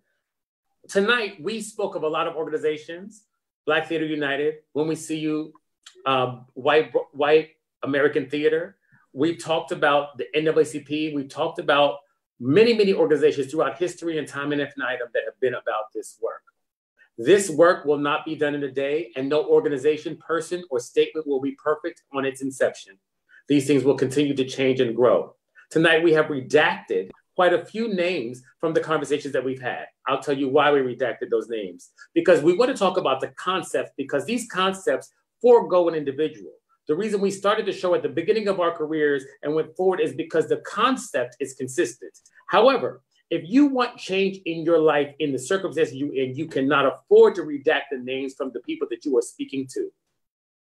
If you are speaking to someone about something that has happened to you, and you want that thing to change, you have to speak the name, the situation, and circumstance, and stand grounded in that fact. You cannot stand grounded if you are not able to say the name of the person who has oppressed you. And if you're not ready, take your time. Connect with people who will have your back. There are people. Call us. Many of us, many of us, if we can't do it, we might know someone who can. There are people that want to stand with you, but you cannot do this work in anonymity. You cannot. Or you can just have a moment with one of us just to practice telling your story. Tell your story. That goes for when we know that what's the move? Me Too is so strong because it has voices, people, faces, places, and things. And sometimes for legal reasons, you have to redact things. And I understand. Yes. But in order to change things directly, the reason Broadway theater and these businesses are speaking out is because they've been called by name. Yes. Yeah. You have to call You have these to things tell by your name. story. And at the bottom line, you have to say it when you're in the room. When you're in the room where it happens, you have to speak up. Dionne, take us on out of here. What's your last words? I just want to encourage everyone who has decided to step into this moment and to become a part of this movement to remember that it requires stamina. You know, like this is not something that is going to happen this season and it's going to be gone next season. This is something that we have to make a part of our regular operating system. You have to have stamina for this work. You have to have stamina to stand up against oppression all the time. So if you fall one day, don't worry, you can stand up again. You can stand up, but you just recognize that once you start to stand up and you start to crawl and then you're walking and then you're running, you're gonna be in that race forever. That is going, that is what the work requires. It requires all of us to develop the stamina to beat the oppressor because they've been doing this. They have the stamina for it. We see it with our own eyes. We can't protest on Tuesday and then stop protesting on Thursday because we got to go back to work. You know, like you have to make your life, you have to make this your life's work about, you know, what Brian is saying is so true. It's like, we have to speak the truth to the power in the moment. You know, we can't afford, we have to get people who have been oppressing us really comfortable with who we actually are. Not the idea that we got them accustomed to, and recognize that we've been indoctrinated to take care of white people as a matter of our survival. Okay, there was a time when this conversation could not happen without someone showing up at my door. So we have to recognize that we have come from that place to this place. And now it is the time for us to always speak the truth in the moment so that the next generation doesn't have to do this part. Their struggle will be different. Let's do this part. Let's start getting people really comfy cozy with our Blackness so that when the next generation comes up, they don't have to do this. We have to have the stamina. Exactly. We can't, 40 miles per hour, not 100 40. And a 0. 40. Right. Stay right there. Because we're just like this in the movement. Like we're not ready to start and stop, and people are still dying. And the most marginal, we have to always keep our focus on the most marginalized people in our community. And Broadway, let's just be clear, that ain't us. That's not us. There are people in our community on the freeway. We have to remember the dying people as we are in this movement. And we can do two things at the same time. We can sit in private and we can start building and making an infrastructure that benefits us on Broadway. But right in this moment, the dying people, those are the most important people. Right. The most marginalized amongst us, we have to lift them up. Otherwise, this movement has no bearing. Right. Killers are still at large. That part. They are. So thank you, everybody. This has been our 4th episode of Beyond the Thread. Dionne graced us with her presence. There will be more you see it. Community. I can't wait till we all can commiserate in person and do this for real in person. Yes. In the meantime, here we are. Thank you, Jamal Story. Thank you, Darell J. Hunt. And thank you, Dionne Figgins.